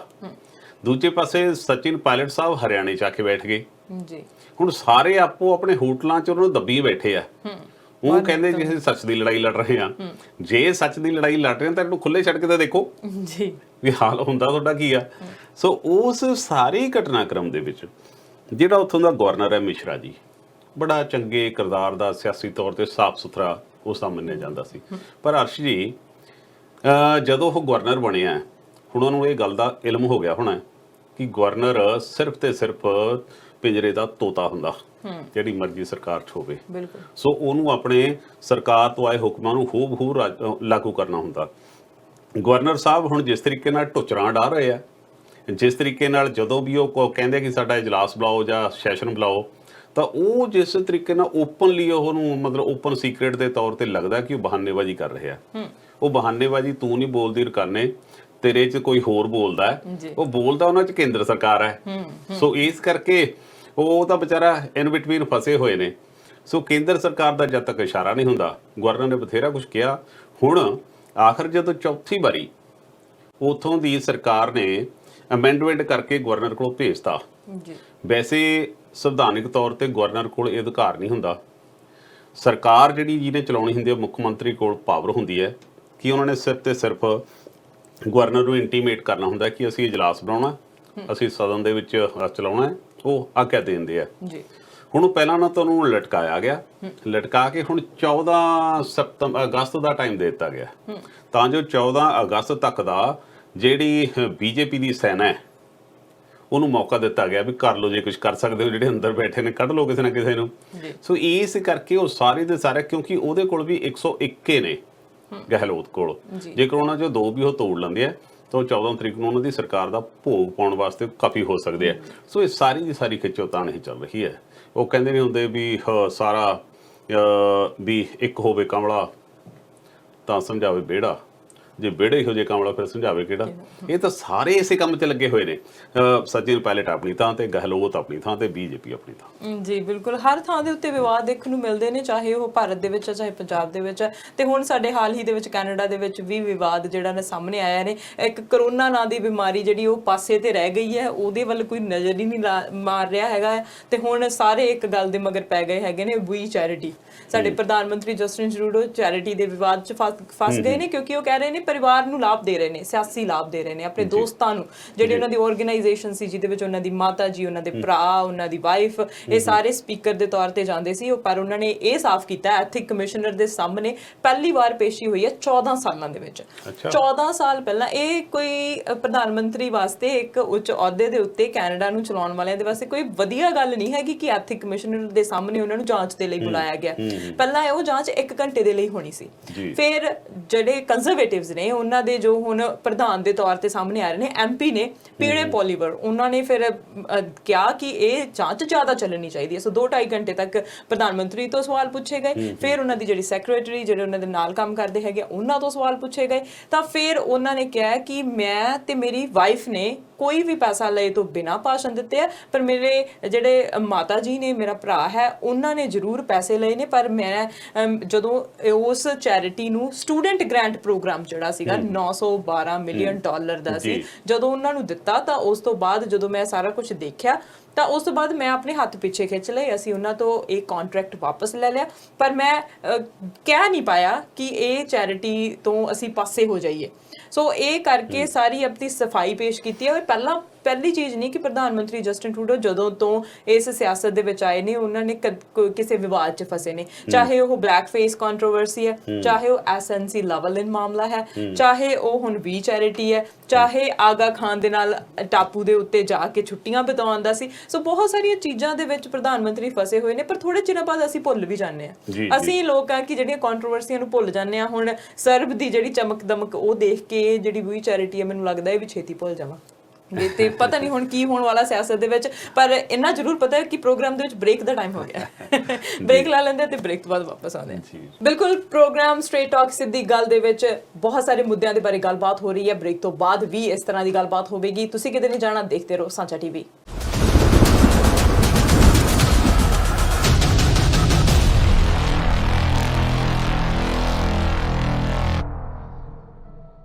Welcome back after a short break. You are watching Straight Talk ਸਿੱਧੀ ਗੱਲ ਤੇ ਗੱਲਬਾਤ ਹੋ ਰਹੀ ਹੈ ਹਰਪ੍ਰੀਤ ਸਿੰਘ ਧਾਲੀਵਾਲ ਜੀ ਦੇ ਨਾਲ। ਸੋ ਹਰਪ੍ਰੀਤ ਜੀ, ਪੰਜਾਬ ਦੇ ਬਾਰੇ ਜੇ ਗੱਲ ਕਰੀਏ ਤਾਂ ਪੰਜਾਬ ਦੇ ਵਿੱਚ ਹੁਣ ਜਿਹੜੇ 267 ਗੁਰੂ ਗ੍ਰੰਥ ਸਾਹਿਬ ਦੇ ਸਰੂਪ ਸੀਗੇ, ਜਿਨ੍ਹਾਂ ਦੀ ਭਾਲ ਹੈ, ਪਤਾ ਨਹੀਂ ਉਹਨਾਂ ਦੀ ਬੇਅਦਬੀ ਹੋਈ ਹੈ, ਕਿੱਥੇ ਗਏ ਨੇ। ਸੋ ਉਹਨਾਂ ਦੇ ਵਿੱਚ ਜਿਹੜੇ ਜੱਜ ਸੀ, ਉਹਨਾਂ ਨੇ ਜਾਂਚ ਤੋਂ ਕਿਨਾਰਾ ਕਰ ਲਿਆ, ਕੀ ਕਾਰਨ ਨੇ? ਗੁਰੂ ਗ੍ਰੰਥ ਸਾਹਿਬ ਦੀ ਜਿਹੜੀ ਬੇਅਦਬੀ ਦਾ ਮਾਮਲਾ ਹੈ, ਮੈਂ ਪਹਿਲਾਂ ਵੀ ਤੁਹਾਡੇ ਨਾਲ ਚਰਚਾ ਕੀਤੀ ਸੀ ਇੱਕ ਦਿਨ ਕਿ ਇਹ ਬਹੁਤ ਮਤਲਬ ਸਾਡੇ ਸਿੱਖ ਕੌਮ ਵਾਸਤੇ, ਸਾਡੇ ਹਿਰਦੇ ਨੂੰ ਬਲੁੰਦਰ ਵਾਲਾ ਮਾਮਲਾ ਹੈ। ਬਿਲਕੁਲ, ਕਾਰਨ ਇਹ ਹੈ ਕਿਉਂਕਿ ਲਗਾਤਾਰ ਇਸ ਤਰ੍ਹਾਂ ਦੀਆਂ ਸਾਜ਼ਿਸ਼ਾਂ ਹੁੰਦੀਆਂ ਰਹੀਆਂ ਨੇ ਜਿਸ ਦੇ ਵਿੱਚ ਸਿੱਖ ਧਰਮ ਨੂੰ ਛਤੀ ਜਾਂ ਨੁਕਸਾਨ ਪਹੁੰਚਾਉਣ ਦੀ ਕੋਸ਼ਿਸ਼ ਕੀਤੀ ਗਈ ਹੈ। ਸਾਰੀਆਂ ਘਟਨਾ ਆਪਾਂ ਜਾਣਦੇ ਹਾਂ ਕਿ ਸਰਸੇ ਵਾਲੇ ਨੇ ਜੋ ਕੁਝ ਕੀਤਾ, ਸਵਾਂਗ ਰਚਾਇਆ, ਸਵਾਂਗ ਰਚਾਉਣ ਤੋਂ ਬਾਅਦ ਉਹਨੂੰ ਮਾਫੀ ਦਿੱਤੀ ਗਈ, ਫਿਰ ਗੁਰੂ ਗ੍ਰੰਥ ਸਾਹਿਬ ਦੀ ਬਰਗਾੜੀ ਦੇ ਵਿੱਚ ਉੱਥੋਂ ਚੋਰੀ ਹੋਣਾ ਤੇ ਫਿਰ ਨੁਕਸਾਨ ਹੋਣਾ। ਬਿਲਕੁਲ, ਉਹ ਸਾਰੀਆਂ ਚੀਜ਼ਾਂ ਨੂੰ ਲੈ ਕੇ ਪੰਜਾਬ ਦੇ ਵਿੱਚ ਗੁੱਸਾ ਗਿੱਲਾ ਪੰਜਾਬ ਦੇ ਲੋਕਾਂ ਦੇ ਵਿੱਚ ਇਕੱਲਾ ਸਿੱਖ ਧਰਮ 'ਚ ਨਹੀਂ, ਬਾਕੀ ਧਰਮਾਂ 'ਚ ਵੀ ਸਾਰੇ ਜਿਹੜੇ ਮਾਨਵਤਾ ਨੂੰ ਪਿਆਰ ਕਰਦੇ ਆ, ਚਾਹੇ ਹਿੰਦੂ ਭਾਈਚਾਰਾ, ਚਾਹੇ ਮੁਸਲਮਾਨ ਭਾਈਚਾਰਾ, ਚਾਹੇ ਬੋਧੀ ਜੈਨੀ, ਜਿੰਨੇ ਵੀ ਨੇ, ਸਾਰਿਆਂ ਨੂੰ ਇਸ ਗੱਲ ਦਾ ਦੁੱਖ ਸੀ, ਤਕਲੀਫ ਸੀ। ਕਿਉਂਕਿ ਗੁਰੂ ਗ੍ਰੰਥ ਸਾਹਿਬ ਸਾਰਿਆਂ ਵਾਸਤੇ ਖੁੱਲ੍ਹਾ ਹੈ, ਚਾਰੇ ਦਰਵਾਜ਼ੇ ਖੁੱਲ੍ਹੇ ਆ। ਆਪਣੇ ਦਾ ਗੁਰੂ ਘਰ ਵੀ ਜਿਹੜੇ ਬਣਦੇ ਉਹਨਾਂ 'ਚ ਚਾਰੇ ਪਾਸੇ ਦਰਵਾਜ਼ੇ ਲੱਗਦੇ ਆ, ਸਾਰਿਆਂ ਦਾ ਵੈਲਕਮ ਹੈ। ਹੁਣ ਜਿਹੜਾ 267 ਬੀੜਾਂ ਦਾ ਮਾਮਲਾ ਜਿਹੜਾ ਆ, ਤੁਹਾਨੂੰ ਪਤਾ ਹੈ ਕਿ ਗੁਰੂ ਰਾਮਸਰ ਦੇ ਵਿੱਚ ਜਿਸ ਤਰੀਕੇ ਨਾਲ ਸ਼ਾਰਟ ਸਰਕਟ ਹੋਇਆ, ਸ਼ਾਰਟ ਸਰਕਟ ਤੋਂ ਬਾਅਦ ਜਦੋਂ ਉਹਦੇ ਨਤੀਜੇ ਦਿਖਾਏ ਗਏ ਕਿ ਇੱਥੇ ਤਾਂ 14 ਗੁਰੂ ਗ੍ਰੰਥ ਸਾਹਿਬ ਦੀ ਬੇਅਦਬੀ ਹੋਈ ਹੈ ਨਾ, ਜਾਂ ਨੁਕਸਾਨ ਹੋਇਆ, ਤਾਂ ਜਦੋਂ ਉਹਨਾਂ ਦਾ ਮੈਨੇਜਰ ਰਿਟਾਇਰ ਹੋਣ ਲੱਗਿਆ ਮਈ ਦੇ ਵਿੱਚ, ਕਮਲਜੀਤ ਸਿੰਘ, ਉਹਨੇ ਦੂਸਰੇ ਮੈਨੇਜਰ ਨੂੰ ਉਸ ਦੀ ਜਗ੍ਹਾ ਤੇ ਚਾਰਜ ਦੇਣਾ ਸੀ। ਮਾਮਲਾ ਅਸਲ 'ਚ ਉਦੋਂ ਖੁੱਲ੍ਹ ਕੇ ਸਾਹਮਣੇ ਆਇਆ ਕਿ 2016 ਦੀ ਘਟਨਾ, ਉਸ ਵੇਲੇ ਸ਼੍ਰੋਮਣੀ ਅਕਾਲੀ ਦਲ ਭਾਜਪਾ ਸਰਕਾਰ ਰਾਜ ਕਰਦੀ ਆ, ਉਹਨਾਂ ਤੇ ਉਹ ਦੋਸ਼ ਲੱਗਿਆ ਸੀ ਕਿ ਬਰਗਾੜੀ ਦੇ ਵਿੱਚ ਬੇਅਦਬੀ ਹੋਈ।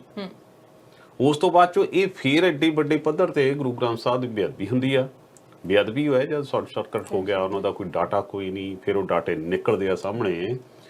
ਉਹਨਾਂ ਸਾਰੀਆਂ ਚੀਜ਼ਾਂ ਦੇ ਵਿੱਚ ਜਦੋਂ ਇਹ ਗੱਲ ਮੀਡੀਆ ਦੇ ਵਿੱਚ ਆ ਗਈ, ਮੀਡੀਆ ਦੇ ਵਿੱਚ ਚਰਚਾ ਹੋ ਗਿਆ, ਇਸ਼ੂ ਬਣ ਗਿਆ, ਫਿਰ ਸ਼੍ਰੋਮਣੀ ਅਕਾਲੀ ਦਲ ਨੇ ਆਪਣੀ ਇੱਜ਼ਤ ਬਚਾਉਣ ਵਾਸਤੇ ਸ਼੍ਰੋਮਣੀ ਕਮੇਟੀ ਦੇ ਪ੍ਰਧਾਨ ਨੂੰ ਪਹਿਲਾਂ ਕੀ ਕੀਤਾ, ਉਹਨੇ ਇਹ ਗੱਲ ਦਾ ਦਾਅਵਾ ਕੀਤਾ ਕਿ ਨਹੀਂ ਜੀ ਅਸੀਂ ਸਾਰਾ ਕੁਝ ਕਰਦੇ ਹਾਂ ਜੀ। ਦੁੱਖ ਦੀ ਗੱਲ ਇਹ ਹੈ ਅਰਸ਼ ਜੀ, ਇਹ ਘਟਨਾ ਹੋ ਗਈ, ਮੰਨ ਲਓ ਉੱਥੇ ਸ਼ਾਰਟ ਸਰਕਟ ਹੋ ਗਏ ਜੀ। ਸ਼ਾਰਟ ਸਰਕਟ ਹੋਣ ਤੋਂ ਬਾਅਦ ਗੁਰੂ ਗ੍ਰੰਥ ਸਾਹਿਬ ਦੇ ਸਰੂਪ ਨੁਕਸਾਨੇ ਗਏ। ਉਸ ਦੇ ਵਿੱਚ ਸਾਡੀ ਜਿਹੜੀ ਪਰੰਪਰਾ ਇਹ ਹੈ ਕਿ ਅਸੀਂ ਉਸ ਤੇ ਪਛਤਾਚਾਪ ਤੇ ਜਿਹੜੇ ਭੋਗ ਪਾਉਂਦੇ ਹਾਂ। ਹੁਣ ਜਿਹੜੇ ਉਹ ਭੋਗ ਤੱਕ ਨਹੀਂ ਪਾਏ ਗਏ, ਰਿਕਾਰਡ ਤੱਕ ਨਹੀਂ ਰੱਖਿਆ ਗਿਆ, ਇਹਦਾ ਮਤਲਬ ਤਾਂ ਇਹ ਹੈ ਕਿ ਤੁਸੀਂ ਨੀਲੀਆਂ ਪੱਗਾਂ ਤਾਂ ਬੰਨੀਆਂ ਹੋਈਆਂ ਨੇ ਉੱਪਰੋਂ, ਤੁਸੀਂ ਕਿਟਾਂ ਦੇ ਵਿੱਚ ਤਾਂ ਨਜ਼ਰ ਆਉਂਦੇ ਹੋ, ਜਿਹੜੀਆਂ ਜਿਵੇਂ ਕ੍ਰਿਕਟ ਵਾਲੇ ਦੇ ਨਹੀਂ ਹੁੰਦੇ, ਪੈਡ ਪਾਇਆ ਹੁੰਦਾ, ਹੈਲਮਟ ਪਾਈ ਹੁੰਦੀ ਹੈ, ਬੱਲਾ ਪਾਇਆ ਚੱਕਿਆ ਹੁੰਦਾ, ਲੱਗਦਾ ਤਾਂ ਦੂਰੋਂ ਕ੍ਰਿਕਟ ਵਾਲਾ ਹੁੰਦਾ, ਪਰ ਅੱਲੇ ਪੱਲੇ ਕੁਛ ਨਹੀਂ ਹੁੰਦਾ। ਤੁਸੀਂ ਸਿੱਖੀ ਬਾਣੇ ਦੇ ਵਿੱਚ ਤਾਂ ਹੋ, ਤੁਸੀਂ ਦਸਤਾਰਾਂ ਵੀ ਕੀਤੀਆਂ ਹੋਈਆਂ ਨੇ, ਤੁਸੀਂ ਆਪਣੇ ਆਪ ਨੂੰ ਸਰੂਪ 'ਚ ਵੀ ਦਿਖਾ ਰਹੇ ਹੋ, ਪਰ ਤੁਸੀਂ ਕਿੰਨੇ ਕੁ ਡੈਡੀਕੇਟਡ ਹੋ ਗੁਰੂ ਗ੍ਰੰਥ ਸਾਹਿਬ ਜੀ ਬਾਰੇ, ਇਹ ਗੱਲ ਇਸ ਮਾਮਲੇ ਨੇ ਉਜਾਗਰ ਕਰਤੀ ਹੈ। ਕਿਉਂਕਿ ਸਿਆਸੀ ਜਿਹੜੇ ਇਹਨਾਂ ਦੇ ਗੁਰੂ ਨੇ, ਉਹਨਾਂ ਵੱਲੋਂ ਜਾਂ ਇਹਨਾਂ ਦੇ ਮਾਲਕ ਨੇ ਕਹਿ ਲਈਏ, ਜਦੋਂ ਉਹਨਾਂ ਨੇ ਕਹਿਤਾ ਵੀ ਇਹ ਮਾਮਲੇ ਨੂੰ ਠੱਪ ਕਰ ਦਿਓ, ਤੇ ਇਹਦਾ ਮਤਲਬ ਹੈ ਤੁਹਾਨੂੰ ਗੁਰੂ ਗ੍ਰੰਥ ਸਾਹਿਬ ਦੇ ਪ੍ਰਤੀ ਨਾ ਤਾਂ ਪਿਆਰ ਬਰਗਾੜੀ ਦੇ ਵੇਲੇ ਸੀ, ਨਾ ਹੀ ਗੁਰੂ ਗ੍ਰੰਥ ਸਾਹਿਬ ਦੇ ਇਸ ਮਾਮਲੇ 'ਚ ਤੁਹਾਨੂੰ ਪਿਆਰ ਸੀ। ਹੁਣ ਇਹ 267 ਵੀਰਾਂ ਦੇ ਮਾਮਲੇ 'ਚ ਅਕਾਲ ਤਖਤ ਦੇ ਜਥੇਦਾਰ ਨੂੰ ਅੱਗੇ ਕੀਤਾ ਗਿਆ। ਉਹਨੇ ਕਿਹਾ ਕਿ ਪੂਰਵ ਜਸਟਿਸ ਨਵੀਤਾ ਸਿੰਘ ਉਹ ਇਸ ਦੀ ਜਾਂਚ ਪੜਤਾਲ ਕਰਨਗੇ, 1 ਮਹੀਨੇ ਦੇ ਵਿੱਚ ਰਿਪੋਰਟ ਸੌਂਪਣਗੇ। ਉਹਨਾਂ ਦੇ ਨਾਲ ਉੱਥੋਂ ਦਾ ਹੀ ਵਕੀਲ ਡਾਕਟਰ ਈਸ਼ਰ ਸਿੰਘ ਉਹਨਾਂ ਦੇ ਨਾਲ ਜਾਂਚ ਪੜਤਾਲ 'ਚ ਸ਼ਾਮਲ ਹੋਊਗਾ। ਹੁਣ ਇਹ ਜਿਹੜੀਆਂ ਜਾਂਚਾਂ ਕੀਤੀਆਂ ਜਾਂਦੀਆਂ ਨੇ, ਇਹ ਜਗ ਜ਼ਾਹਰ ਹੈ ਅਰਸ਼ ਜੀ ਕਿ ਇਹ ਜਾਂਚਾਂ ਦੇ ਵਿੱਚ ਤੁਹਾਨੂੰ ਸਪਸ਼ਟ ਕੋਈ ਜਾਂਚ ਨਹੀਂ ਕਰਾਈ ਜਾਂਦੀ। ਇਹ ਜਾਂਚ ਜਸਟਿਸ ਜੋਰਾ ਸਿੰਘ ਦੀ ਵੀ ਜਾਂਚ ਹੋਈ ਸੀ ਬਰਗਾੜੀ ਦੇ ਮਾਮਲੇ 'ਚ। ਜਸਟਿਸ ਜੋਰਾ ਸਿੰਘ ਦੀ ਜਾਂਚ ਤਾਂ ਸ਼੍ਰੋਮਣੀ ਅਕਾਲੀ ਦਲ ਦੀ ਸਰਕਾਰ ਨੇ ਕਰਾਈ ਸੀ। ਜਦੋਂ ਉਹਨੇ ਆਪਣੀ ਜਾਂਚ ਕਰਕੇ ਸਰਕਾਰ ਨੂੰ ਦੇਣੀ ਸੀ ਤਾਂ ਉਹਦੀ ਫਾਈਲ ਫੜਨ ਤੱਕ ਨਹੀਂ ਸੀ ਕੋਈ ਆਇਆ। ਉਹ ਸੈਕਟਰੀਏਟ ਗਿਆ, ਪੌੜੀਆਂ 'ਚ ਖੜਾ ਰਿਹਾ ਸੀ, ਉੱਥੋਂ ਉਹਨਾਂ ਦਾ 4th ਕਲਾਸ ਉਹ ਤੋਂ ਰਿਪੋਰਟ ਪੜ੍ਹ ਕੇ ਚਲੇ ਗਿਆ ਤੇ ਮੁੜ ਕੇ ਕੁਝ ਨਹੀਂ ਸੀ ਹੋਇਆ। ਇਹਦਾ ਮਤਲਬ ਇਹ ਹੈ ਕਿ ਇਹ ਜਾਂਚ ਪੜਤਾਲ ਜਿਹੜੀ ਜੱਜ ਨਵੀਤਾ ਸਿੰਘ ਹੈ, ਉਹਨੂੰ ਕਿਤੇ ਨਾ ਕਿਤੇ 100% ਹੈ ਕਿ ਡਾਊਟ ਹੋ ਗਿਆ ਹੋਣਾ ਕਿ ਮੈਨੂੰ ਹੁਕਮ ਕੋਈ ਹੋਰ ਆਉਣੇ ਨੇ। ਇਸ ਕਰਕੇ ਉਹਨੇ ਭਾਵੇਂ ਇਹ ਗੱਲ ਕਹੀ ਆ ਕਿ ਮੇਰੇ ਤਾਂ ਨਿੱਜੀ ਕਾਰਨ ਨੇ, ਨਿੱਜੀ ਕਾਰਨ ਹੁੰਦੇ ਤਾਂ ਪਹਿਲੇ ਦਿਨ ਜਿਸ ਦਿਨ ਜਾਂਚ ਸੌਂਪੀ ਗਈ ਸੀ ਹਫ਼ਤਾ ਪਹਿਲਾਂ, ਤਾਂ ਨਿੱਜੀ ਕਾਰਨ ਹਫ਼ਤੇ ਦੇ ਵਿੱਚ ਹੀ ਆ ਗਏ। ਇੱਥੋਂ ਇਹ ਗੱਲ ਸਪਸ਼ਟ ਹੁੰਦੀ ਹੈ ਕਿ ਉਹਨਾਂ ਨੂੰ ਕਿਤੇ ਨਾ ਕਿਤੇ ਪ੍ਰੈਸ਼ਰ ਹੋਣਾ ਕਿ ਤੁਸੀਂ ਇਸ ਤਰ੍ਹਾਂ ਦੀ ਰਿਪੋਰਟ ਦੇਣੀ ਹੈ, ਇਸ ਕਰਕੇ ਉਹ ਪਿੱਛੇ ਹਟ ਗਏ ਨੇ। ਹੁਣ ਈਸ਼ਰ ਸਿੰਘ ਨੂੰ ਉਸ ਦੀ ਜਗ੍ਹਾ ਤੇ ਸੈਕੰਡ ਥਾਂ ਤੇ ਜਿਹੜਾ ਇੱਕ ਵਕੀਲ ਹੈ, ਵਕੀਲ ਨੂੰ ਤੁਸੀਂ ਰਿਪੋਰਟ ਸੌਂਪਣ ਵਾਸਤੇ ਕਹਿ ਰਹੇ ਹੋ, ਇਹ 'ਚ ਸ਼ੰਕੇ ਖੜੇ ਹੁੰਦੇ ਆ ਕਿ ਨੀਤ ਤੇ ਤੁਹਾਡੀ ਨੀਤੀ ਦੋਵੇਂ ਸਾਫ਼ ਨਹੀਂ ਹੈਗੀਆਂ। ਚਲੋ ਹੋਪ ਸੋ ਆਉਂਦੇ ਸਮੇਂ 'ਚ ਹੁਣ ਵਿਰੋਧੀ ਪਾਰਟੀਆਂ ਹੋਰ ਆਵਾਜ਼ ਚੱਕਣਗੀਆਂ ਕਿ ਇਹ ਜਾਂਚ ਕਰਾ ਕੇ ਗੋਂਗਲੂਆਂ ਤੋਂ ਕੱਲੀ ਮਿੱਟੀ ਝੜ ਜਾਊਗੀ, ਜਾਂ ਫਿਰ ਕੋਈ ਸਪਸ਼ਟ ਕੋਈ ਕਮਿਸ਼ਨ ਬਣਾਇਆ ਜਾਊਗਾ ਜਿਹੜੀ ਇਹਦੀ ਜਾਂਚ ਰਿਪੋਰਟ ਸਾਹਮਣੇ ਲੈ ਕੇ ਆਊ। ਬਿਲਕੁਲ ਉਸ ਜੱਜ ਦਾ ਉਸਦਾ ਵੀ ਇਹ ਹੈ ਕਿ ਉਹਨਾਂ ਨੇ ਕਹਿ ਦਿੱਤਾ ਕਿ ਮੈਂ ਇਸ ਤੋਂ ਪਾਸੇ ਹਟ ਰਹੀ ਹੈਗੀ ਹਾਂ, ਕਿਉਂਕਿ ਜੇ ਉਹ ਵੀ ਉਸ ਹਿੱਸਾ ਹੁੰਦੇ ਉਹਨਾਂ ਦੀ ਕਮੇਟੀ ਦਾ ਜਾਂ ਉਹਨਾਂ ਦੇ ਧੁਰੇ ਦਾ, ਜਾਂ ਕਹਿ ਦਿੰਦੇ ਜਿਵੇਂ ਤੁਸੀਂ ਕਹੋਗੇ ਅਸੀਂ ਉਵੇਂ ਕਰ ਲੈਂਦੇ ਹਾਂ, ਪਰ ਵਧੀਆ ਗੱਲ ਹੈਗੀ ਹੈ ਕਿ ਉਹਨਾਂ ਨੇ ਇਨਕਾਰ ਕੀਤਾ ਤੇ ਹੋਰ ਚੀਜ਼ਾਂ ਜਿਹੜੀਆਂ ਨੇ ਉਹ ਸਾਹਮਣੇ ਆਉਣਗੀਆਂ। ਪੰਜਾਬ ਦੀ ਸਿਆਸਤ ਦੇ ਵਿੱਚ ਗੱਲਬਾਤ ਜਿਹੜੀ ਹੁੰਦੀ ਰਹੂਗੀ, ਪਰ ਸਿਆਸਤ ਦੇ ਨਾਲ ਨਾਲ ਇੱਕ ਹੋਰ ਚੀਜ਼ ਸਾਹਮਣੇ ਆਈ ਹੈ, ਕਹਿੰਦੇ ਫ੍ਰੀ ਚੀਜ਼ ਕੁਝ ਵੀ ਨਹੀਂ ਮਿਲਦੀ ਹੁੰਦੀ, ਜਿੱਥੇ ਫਾਇਦਾ ਹੁੰਦਾ ਨਾ ਉੱਥੇ ਫ੍ਰੀ ਚੀਜ਼ ਮਿਲਦੀ ਹੁੰਦੀ ਹੈ। ਤੇ ਹੁਣ ਹਰਡ, ਜੇ ਅਸੀਂ ਕਰੋਨਾ ਦੀ ਗੱਲ ਕਰ ਲਈਏ, ਉਹਦੇ ਵਿੱਚ ਕਹਿੰਦੇ ਕਿ ਹਰਡ ਇਮਿਊਨਿਟੀ ਆਉਣੀ ਚਾਹੀਦੀ ਹੈ, ਪਰ ਭਾਰਤ ਦੇ ਵਿੱਚ ਬਹੁਤ ਇਹੋ ਜਿਹੇ ਹਾਲਾਤ ਨੇ ਕਿ ਹਰਡ ਇਮਿਊਨਿਟੀ ਨਹੀਂ ਆ ਸਕਦੀ। ਪਲਾਜ਼ਮਾ ਥੈਰੇਪੀ ਜਿਹੜੀ ਥੈਰੇਪੀ ਹੈਗੀ ਆ ਉਹ ਦਿੱਤੀ ਜਾ ਰਹੀ ਹੈ, ਤੇ ਪੰਜਾਬ ਵਾਲੇ ਨੇ ਕਹਿੰਦਾ ਫ੍ਰੀ ਦਿੱਤੀ ਜਾਊਗੀ। ਇਹ ਕਿੱਦਾਂ ਹੋ ਗਿਆ? ਇਹ ਤਾਂ ਅਸਲ 'ਚ ਡਰਦੀ ਰੱਬ ਰੱਬ ਕਰਦੀ, ਲੋਕੀ ਕਹਿੰਦੇ ਉਹ ਗਾਣਾ ਨਹੀਂ ਆਇਆ ਸੀ ਵੀ ਛੂਈ ਮੂਈ। ਬਿਲਕੁਲ।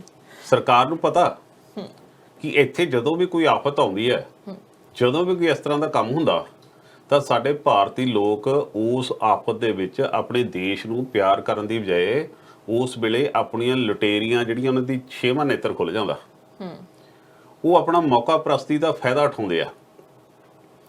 ਕਰੋਨਾ ਆਇਆ, ਦੁਨੀਆ ਭਰ ਦੇ ਹਸਪਤਾਲਾਂ ਨੇ ਜਾਂ ਦੁਨੀਆ ਭਰ ਦੀਆਂ ਸਰਕਾਰਾਂ ਨੇ ਹਰ ਹੀਲਾ ਵਸੀਲਾ ਕੀਤਾ, ਲੋਕਾਂ ਨੇ ਕੀਤਾ।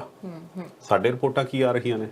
ਸਾਡੇ ਰਿਪੋਰਟਾਂ ਇਹ ਰਹੀਆਂ ਨੇ ਕਿ ਕਰੋਨਾ ਵਰਗਾ ਮਹਾਮਾਰੀ ਆਈ, ਸਾਡੇ ਲੁੱਟ ਦੀਆਂ ਦੁਕਾਨਾਂ ਸ਼ੁਰੂ ਹੋ ਗਈਆਂ, ਡਾਕਟਰਾਂ ਨੇ, ਹਸਪਤਾਲਾਂ ਨੇ, ਲੈਬੋਰਟਰੀਜ਼ ਨੇ ਆਪਸ ਵਿੱਚ ਨੈਕਸਸ ਬਣਾ ਲਏ ਕਿ ਜਿਹੜਾ ਪਤਾ ਕਰੋ ਵੀ ਬੰਦਾ ਕਿਸ ਤਰ੍ਹਾਂ ਦਾ ਹੈ, ਸਰਦੇ ਪੁੱਜਦੇ ਘਰ ਦਾ ਹੈ। ਜੇ ਸਰਦੇ ਪੁੱਜਦੇ ਘਰ ਦਾ ਹੈ, ਪਹਿਲਾਂ ਤਾਂ ਉਹਨੂੰ ਨੈਗੇਟਿਵ ਨੂੰ ਪੋਜ਼ਿਟਿਵ ਕਰੋ, ਫਿਰ ਪੋਜ਼ਿਟਿਵ ਕਰਨ ਤੋਂ ਬਾਅਦ ਕਹੋ ਤੁਹਾਡਾ ਟੱਬਰ ਸਾਰਾ ਲਿਆਓ, ਫਿਰ ਇੱਕ ਇੱਕ ਬੰਦੇ ਨੂੰ ਫਿਰ ਰਿਕਮੈਂਡ ਕੀਤਾ ਜਾਂਦਾ ਉਸ ਲੈਬ ਵੱਲੋਂ ਕਿ ਤੁਸੀਂ ਫਲਾਣੇ ਹਸਪੀਟਲ 'ਚ ਜਾਓ। ਜਦੋਂ ਬੰਦਾ ਡਰਿਆ ਹੁੰਦਾ, ਜਦੋਂ ਬਿਮਾਰੀ ਦੇ ਵਿੱਚ ਹੁੰਦਾ, ਉਸ ਬੰਦੇ ਨੂੰ ਲੱਗਦਾ ਹੁੰਦਾ ਕਿ ਆਪਾਂ ਨੇ ਆਪਣੇ ਆਪ ਨੂੰ ਬਚਾਉਣਾ ਹੈ, ਆਪਣੇ ਪਰਿਵਾਰਿਕ ਮੈਂਬਰ ਨੂੰ ਬਚਾਉਣਾ ਹੈ, ਉਦੋਂ ਫਿਰ ਅਰਸ਼ 'ਚ ਉਹ ਪੈਸੇ ਦੀ ਪਰਵਾਹ ਨਹੀਂ ਕਰਦਾ। ਇਹ ਤਾਂ ਉੱਥੇ ਇੱਕ ਬਹੁਤ ਵੱਡਾ ਨੈਕਸਸ ਸ਼ੁਰੂ ਹੋ ਗਿਆ। ਤੁਸੀਂ ਸਾਡੇ ਦੇਸ਼ ਦੀ ਮਤਲਬ ਮਾਨਸਿਕਤਾ, ਸਾਡੇ ਦੇਸ਼ ਦੀ ਲੋਕਾਂ ਦੀ ਇਹ ਗੱਲਾਂ ਜਾਲੀ ਜਿਹੜੇ ਡਬਲ ਕਰੈਕਟਰ ਨੇ, ਸਾਡੇ ਮੁਲਕ 'ਚ ਮੈਨੂੰ ਤਾਂ ਕਦੇ ਕਦੇ ਸ਼ੱਕ ਲੱਗਦਾ ਹੁੰਦਾ ਕਿ ਇੱਥੇ ਕੋਈ ਸਾਫ਼ ਸੁਥਰਾ, ਮੈਨੂੰ ਤਾਂ ਲੱਗਦਾ ਹੀ ਨਹੀਂ ਹੈ ਕੋਈ। ਇੱਥੇ ਉਦੋਂ ਤੱਕ ਇਮਾਨਦਾਰ ਨੇ ਜਦ ਤੱਕ ਇਹਨਾਂ ਨੂੰ ਬੇਈਮਾਨ ਬਣਨ ਦਾ ਮੌਕਾ ਨਹੀਂ ਮਿਲਦਾ। ਜਦੋਂ ਮੌਕਾ ਮਿਲਿਆ ਇਹਨਾਂ ਨੇ ਲੁੱਟ ਪਾ ਦੇਣੀ ਹੈ। ਹੁਣ ਉਹ ਸਾਰੀ ਚੀਜ਼ ਦੇ ਵਿੱਚ ਇਹ ਪਹਿਲਾਂ ਗੱਲ ਹੋਈ ਕਿ ਪਲਾਜ਼ਮਾ ਵੇਚਿਆ ਜਾਊਗਾ। ਨਾਲ ਦੀ ਨਾਲ ਸਰਕਾਰ ਨੂੰ ਕਿਸੇ ਸਿਆਣੇ ਬੰਦੇ ਨੇ ਸਲਾਹ ਦਿੱਤੀ ਹੋਣੀ ਜੀ ਕਿ ਇਹਨਾਂ ਨੇ ਤਾਂ ਪਹਿਲਾਂ ਲੁੱਟ ਮਚਾਈ ਹੋਈ ਹੈ, ਹੁਣ ਉਹ ਪਲਾਜ਼ਮੇ ਦੇ ਵਿੱਚ ਫੇਰ ਲੁੱਟ ਬਚੂਗੀ। ਉਹ ਤੁਲੀ ਲੈਬ ਨੇ ਜੋ ਕੁਝ ਕੀਤਾ ਅੰਮ੍ਰਿਤਸਰ 'ਚ ਸਾਰਾ ਜੱਗ ਜਾਣਦਾ। ਇਸ ਕਰਕੇ ਸਰਕਾਰ ਨੂੰ ਇਹ ਫੈਸਲਾ 2 ਦਿਨਾਂ ਬਾਅਦ ਹੀ ਚੇਂਜ ਕਰਨਾ ਪਿਆ ਕਿ ਨਹੀਂ ਜੀ ਪਲਾਜ਼ਮਾ ਵੇਚਿਆ ਨਹੀਂ ਜਾਣਾ। ਪਲਾਜ਼ਮਾ ਜਿਹੜੇ ਮਰੀਜ਼ ਨੇ ਉਹਨਾਂ ਨੂੰ ਸਰਕਾਰੀ ਹਸਪਤਾਲਾਂ 'ਚੋਂ ਜਾਂ ਫਿਰ ਪਾਰਟੀਕੂਲਰ ਜਿਹੜੀਆਂ ਲੈਬੋਰਟਰੀਜ਼ ਹੋਣਗੇ ਜਿੱਥੇ ਰੱਖਿਆ ਹੋਊਗਾ ਉਹਨਾਂ ਦਾ, ਜਿਹੜੀਆਂ ਉਹਨਾਂ ਦੀ ਬੈਂਕਸ ਬਣਾਈਆਂ ਹੋਣਗੀਆਂ, ਉੱਥੋਂ ਤੁਹਾਨੂੰ ਪ੍ਰਾਈਵੇਟ ਜਾਂ ਤੁਹਾਨੂੰ ਫ੍ਰੀ ਦੇ ਵਿੱਚ ਤੁਹਾਨੂੰ ਇਹ ਪ੍ਰੋਵਾਈਡ ਕਰਾਇਆ ਜਾਊਗਾ। ਸੋ ਹੋਪ ਸੋ ਬਹੁਤ ਸਾਰੇ ਲੋਕਾਂ ਦੀਆਂ ਤਾਂ ਜਿਹੜੇ ਬਹੁਤ ਜਿਨ੍ਹਾਂ ਨੇ ਦੁਕਾਨਾਂ ਖੋਲੀਆਂ ਸੀ ਉਹਨਾਂ ਦੇ ਤਾਂ ਦਿਲ ਟੁੱਟ ਗਏ ਹੋਣੇ ਵੀ ਸਾਨੂੰ ਠੱਗੀ ਮਾਰਨ ਦਾ ਮੌਕਾ ਨਹੀਂ ਲੱਗਿਆ। ਪਰ ਉਸ ਦੇ ਨਾਲ ਜਿਹੜਾ ਆਮ ਗਰੀਬ ਗਰੂਪ ਬੜਾ ਹੈ, ਜਿਹੜਾ ਆਮ ਪਰਿਵਾਰ ਹੈ, ਜਿਹਦੇ ਕੋਲ ਐਡਾ ਸਰਦਾ ਪੁੱਜਦਾ ਹੈ ਨਹੀਂ, ਜਿਹੜਾ 8-8 10-10 ਲੱਖ ਦੇ ਬਿੱਲ ਨਹੀਂ ਦੇ ਸਕਦਾ, ਉਹਦੇ ਵਾਸਤੇ ਇਹ ਚੰਗੀ ਖਬਰ ਹੈ। ਜਿਹਦੇ ਨਾਲ ਕਿਉਂਕਿ ਬਿਮਾਰੀ ਦਾ ਇਲਾਜ ਅਜੇ ਕੋਈ ਨਹੀਂ, ਇਹੀ ਹੈ ਕਿ ਕੋਈ ਪਲਾਜ਼ਮਾ ਥੈਰੇਪੀ ਕਰ ਲਓ ਜਾਂ ਫਿਰ ਇਮਿਊਨ ਸਿਸਟਮ ਵਧਾ ਲਓ। ਇਹਨਾਂ ਸਾਰੀਆਂ ਚੀਜ਼ਾਂ ਦੀ ਆਪਾਂ ਇਸ ਚੀਜ਼ ਨੂੰ ਦੇਖ ਰਹੇ। ਬਿਲਕੁਲ ਸਾਨੂੰ ਲੋੜ ਹੈਗੀ ਹੈ ਕਿ ਅਸੀਂ ਡਾਇਰੈਕਸ਼ਨਸ ਗਾਈਡਲਾਈਨਸ ਨੂੰ ਵਰਤਦੇ ਰਹੀਏ ਕਿਉਂਕਿ ਕਰੋਨਾ ਹਜੇ ਇੱਥੇ ਹੀ ਹੈ, ਕਿਤੇ ਗਿਆ ਨਹੀਂ ਹੈਗਾ। ਹੁਣ ਜੇ ਅਸੀਂ ਹਰਪ੍ਰੀਤ ਜੀ ਮਿਲਾਵਟ ਦੀ ਗੱਲ ਕਰ ਲਈਏ, ਜਦੋਂ ਕੋਈ ਬੰਦਾ ਕੈਨੇਡਾ ਦੇ ਵਿੱਚ ਆਉਂਦਾ, ਅਕਸਰ ਦੇਖਿਆ ਜਾਂਦਾ ਕਿ ਜਦੋਂ ਖਾ ਕੇ ਕਿਤੇ ਕੁਝ ਬਿਮਾਰ ਹੋ ਜਾਏ ਜਾਂ ਕੁਝ ਹੋ ਜਾਵੇ, ਜਾਂ ਆਪਾਂ ਕਹਿ ਦਿੰਦੇ ਆ ਅੱਛਾ ਜ਼ਿਆਦਾ ਸ਼ੁੱਧ ਖਾਣ ਨੂੰ ਮਿਲ ਗਿਆ ਸੀਗਾ ਤੇ ਤਾਂ ਕਰਕੇ ਮੈਨੂੰ ਲੱਗਦਾ ਹੈਗਾ ਉੱਥੇ ਤੁਸੀਂ ਮਿਲਾਵਟ ਵਾਲਾ ਖਾਂਦੇ ਆਏ ਹੈਗੇ, ਜ਼ਿਆਦਾ ਚੀਜ਼ਾਂ ਮਿਲ ਗਈਆਂ ਹੈਗੀਆਂ। ਪਰ ਹੁਣ ਇੱਥੇ ਗੰਭੀਰ ਗੱਲ ਹੈਗੀ ਹੈ, ਗੰਭੀਰ ਮਸਲਾ ਇਹ ਹੈਗਾ ਕਿ ਮਿਲਾਵਟ ਬਹੁਤ ਚੀਜ਼ਾਂ 'ਚ ਪਾਈ ਜਾਂਦੀ ਹੈਗੀ ਹੈ, ਖਾਸ ਕਰਕੇ ਭਾਰਤ ਦੇ ਵਿੱਚ, ਪੰਜਾਬ ਦੇ ਵਿੱਚ। ਉੱਥੇ ਕੋਈ ਵੀ ਚੀਜ਼ ਅਸਲੀ ਨਹੀਂ ਹੈ ਜੀ। ਛੋਟੀ ਤੋਂ ਛੋਟੀ ਚੀਜ਼ ਲੈ ਕੇ ਵੱਡੀ ਤੋਂ ਵੱਡੀ ਖਾਣ ਵਾਲੀ ਚੀਜ਼ ਹੈਗੀ ਹੈ, ਕੋਈ ਵੀ ਹੈਗੀ ਹੈ, ਮਠਿਆਈਆਂ ਹੈਗੀਆਂ ਨੇ, ਹਰ ਚੀਜ਼ ਦੇ ਵਿੱਚ ਮਿਲਾਵਟ ਹੈਗੀ ਹੈ। ਪਰ ਹੁਣ ਜਿਹੜੀ ਜ਼ਹਿਰੀਲੀ ਸ਼ਰਾਬ ਦਾ ਮਾਮਲਾ ਆਇਆ ਹੈਗਾ ਆ ਕਿ ਜ਼ਹਿਰੀਲੀ ਸ਼ਰਾਬ ਪੀ ਕੇ 38 ਜਣਿਆਂ ਦੀ ਜਿਹੜੀ ਮੌਤ ਹੋਈ ਹੈਗੀ ਹੈ, ਸੋ ਕੀ ਮਾਮਲਾ ਹੈਗਾ ਪੂਰਾ?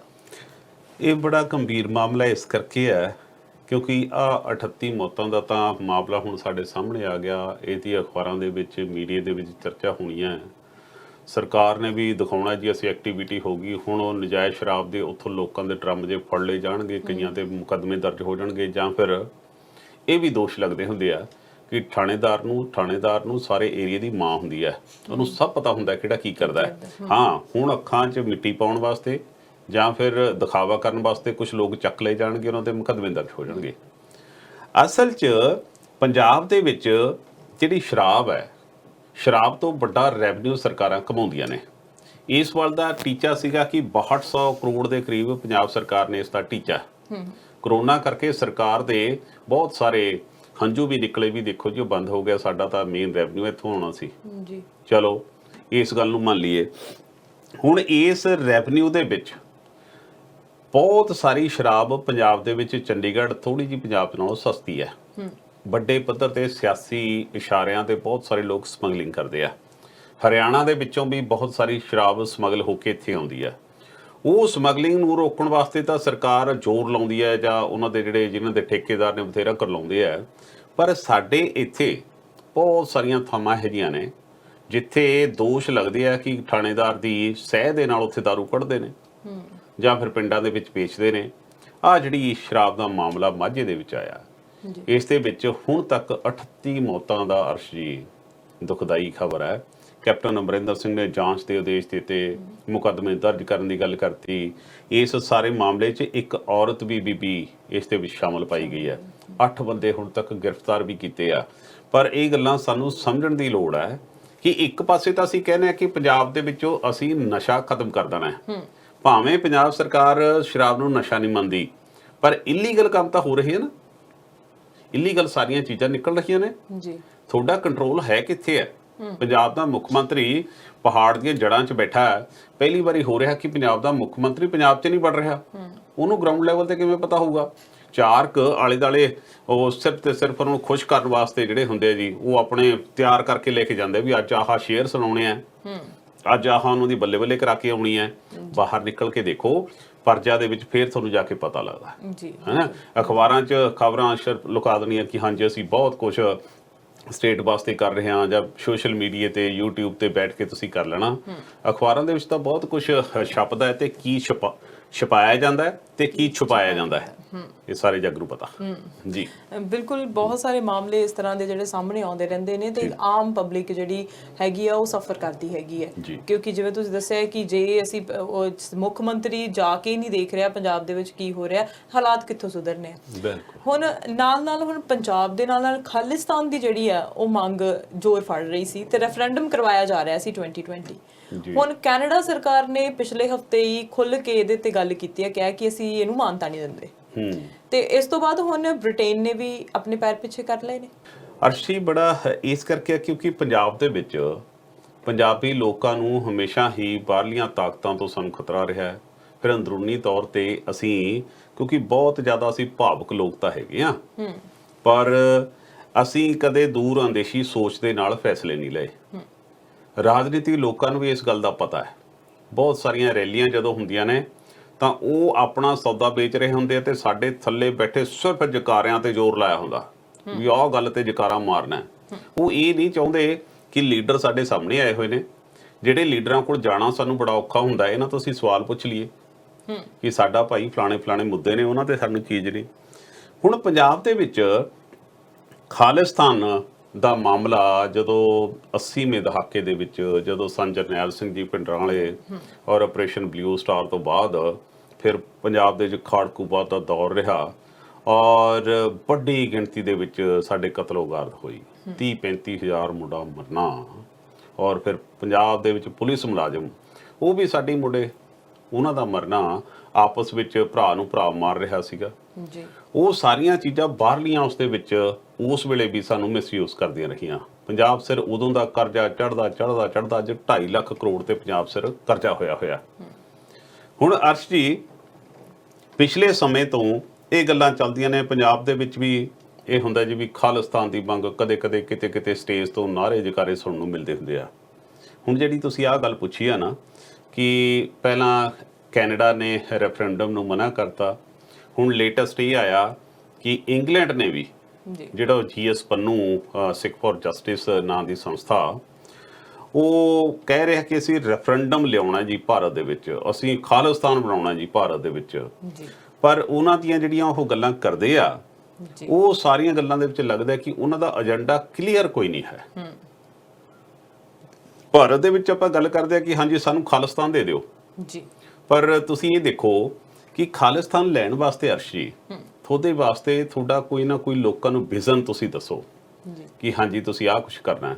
ਪੰਜਾਬ ਦੇ ਵਿੱਚ ਸਾਡੀ ਬੁਰੀ ਹਾਲਤ ਹੈ, ਸਾਡਾ ਧਰਾਤਲ, ਸਾਡੀ ਜ਼ਮੀਨਾਂ, ਜ਼ਰਖੇਜ਼ ਜ਼ਮੀਨਾਂ ਸੀ ਜਿਹੜੀਆਂ ਆਪਾਂ ਸਾਰੇ ਜਾਣਦੇ ਆ ਕਿ ਹੁਣ ਖੇਤੀਯੋਗ ਰਹੀਆਂ ਨਹੀਂ, ਉਹਨੂੰ ਅਸੀਂ ਰੇ ਪਾ ਕੇ ਕੈਮੀਕਲ ਪਾ ਕੇ ਉਹਨਾਂ ਦੀ ਜਿਹੜੀ ਸਾਡੀ ਕੁੱਖ ਹੈ ਧਰਤੀ ਦੀ, ਉਹਨੂੰ ਅਸੀਂ ਬਾਂਝ ਕਰਦੇ ਜਾ ਰਹੇ ਹਾਂ।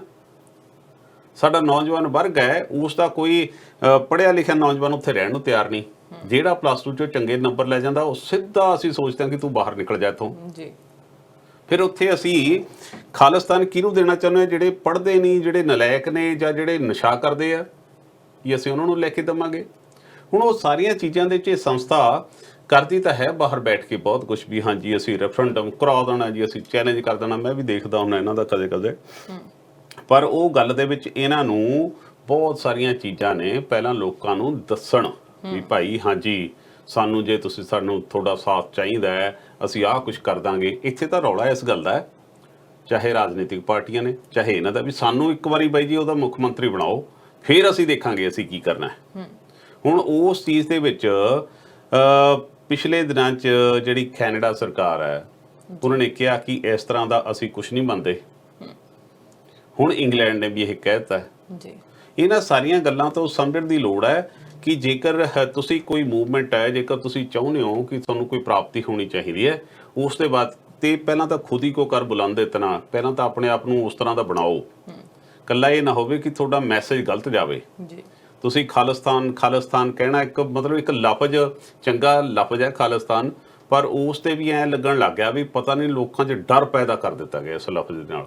ਤੁਸੀਂ ਸਾਰੀਆਂ ਆਪਣੀਆਂ ਮੰਗਾਂ ਨੇ ਉਹ ਮੰਗਣ ਵਾਸਤੇ ਆਪਣਾ ਸੰਘਰਸ਼, ਆਪਣਾ ਲਗਾਤਾਰ ਆਪਣੀ ਗੱਲਬਾਤ ਰੱਖਦੇ ਰਹੋ। ਪਰ ਹਾਂ ਜੇ ਆਪਾਂ ਸਿੱਧੇ ਕਹੀ ਵੀ ਹਾਂਜੀ ਪਹਿਲਾਂ ਤਾਂ ਸਟੇਟ ਤੋੜ ਕੇ ਸਾਨੂੰ ਦਿਓ ਜੀ ਫਿਰ ਅਸੀਂ ਦੇਖਾਂਗੇ ਜੀ ਤੁਹਾਨੂੰ ਕੀ ਕਰਨਾ ਕੀ ਨਹੀਂ ਕਰਨਾ, ਇਹੀ ਕੁਛ ਤਾਂ ਲਗਾਤਾਰ ਸਾਡੇ ਪੰਜਾਬੀਆਂ ਨਾਲ, ਸਾਡੇ ਨੌਜਵਾਨਾਂ ਨਾਲ, ਸਾਡੇ ਭਵਿੱਖ 'ਚ ਪਿਛਲੇ ਸਮਿਆਂ 'ਚ ਇਹੀ ਕੁਛ ਆਉਂਦਾ ਰਿਹਾ। ਫਿਰ ਹੁਣ ਆਉਂਦਾ ਫਿਰ ਅਸੀਂ ਕਹਿੰਦੇ ਹੁੰਦੇ ਨੇ ਵੀ ਉੱਥੋਂ ਨਿਕਲ ਕੇ ਫਿਰ ਮੌਤ ਦੇ ਮੂੰਹ 'ਚ ਜਾ ਖੜੇ। ਸੋ ਇਸ ਕਰਕੇ ਇਹ ਗੱਲਾਂ ਬਹੁਤ ਜ਼ਰੂਰੀ ਨੇ, ਇਹਨਾਂ ਨੂੰ ਸਮਝਣਾ ਬੜਾ ਜ਼ਰੂਰੀ ਹੈ।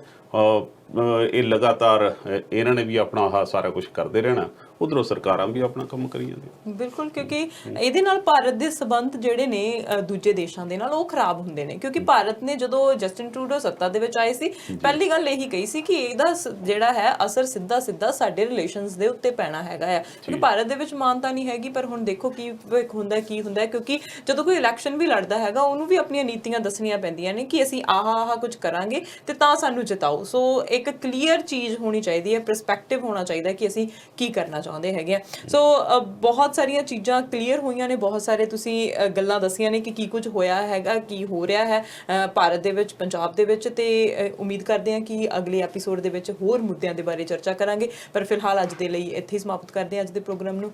Thank you so much. ਸ਼ੁਕਰੀਆ।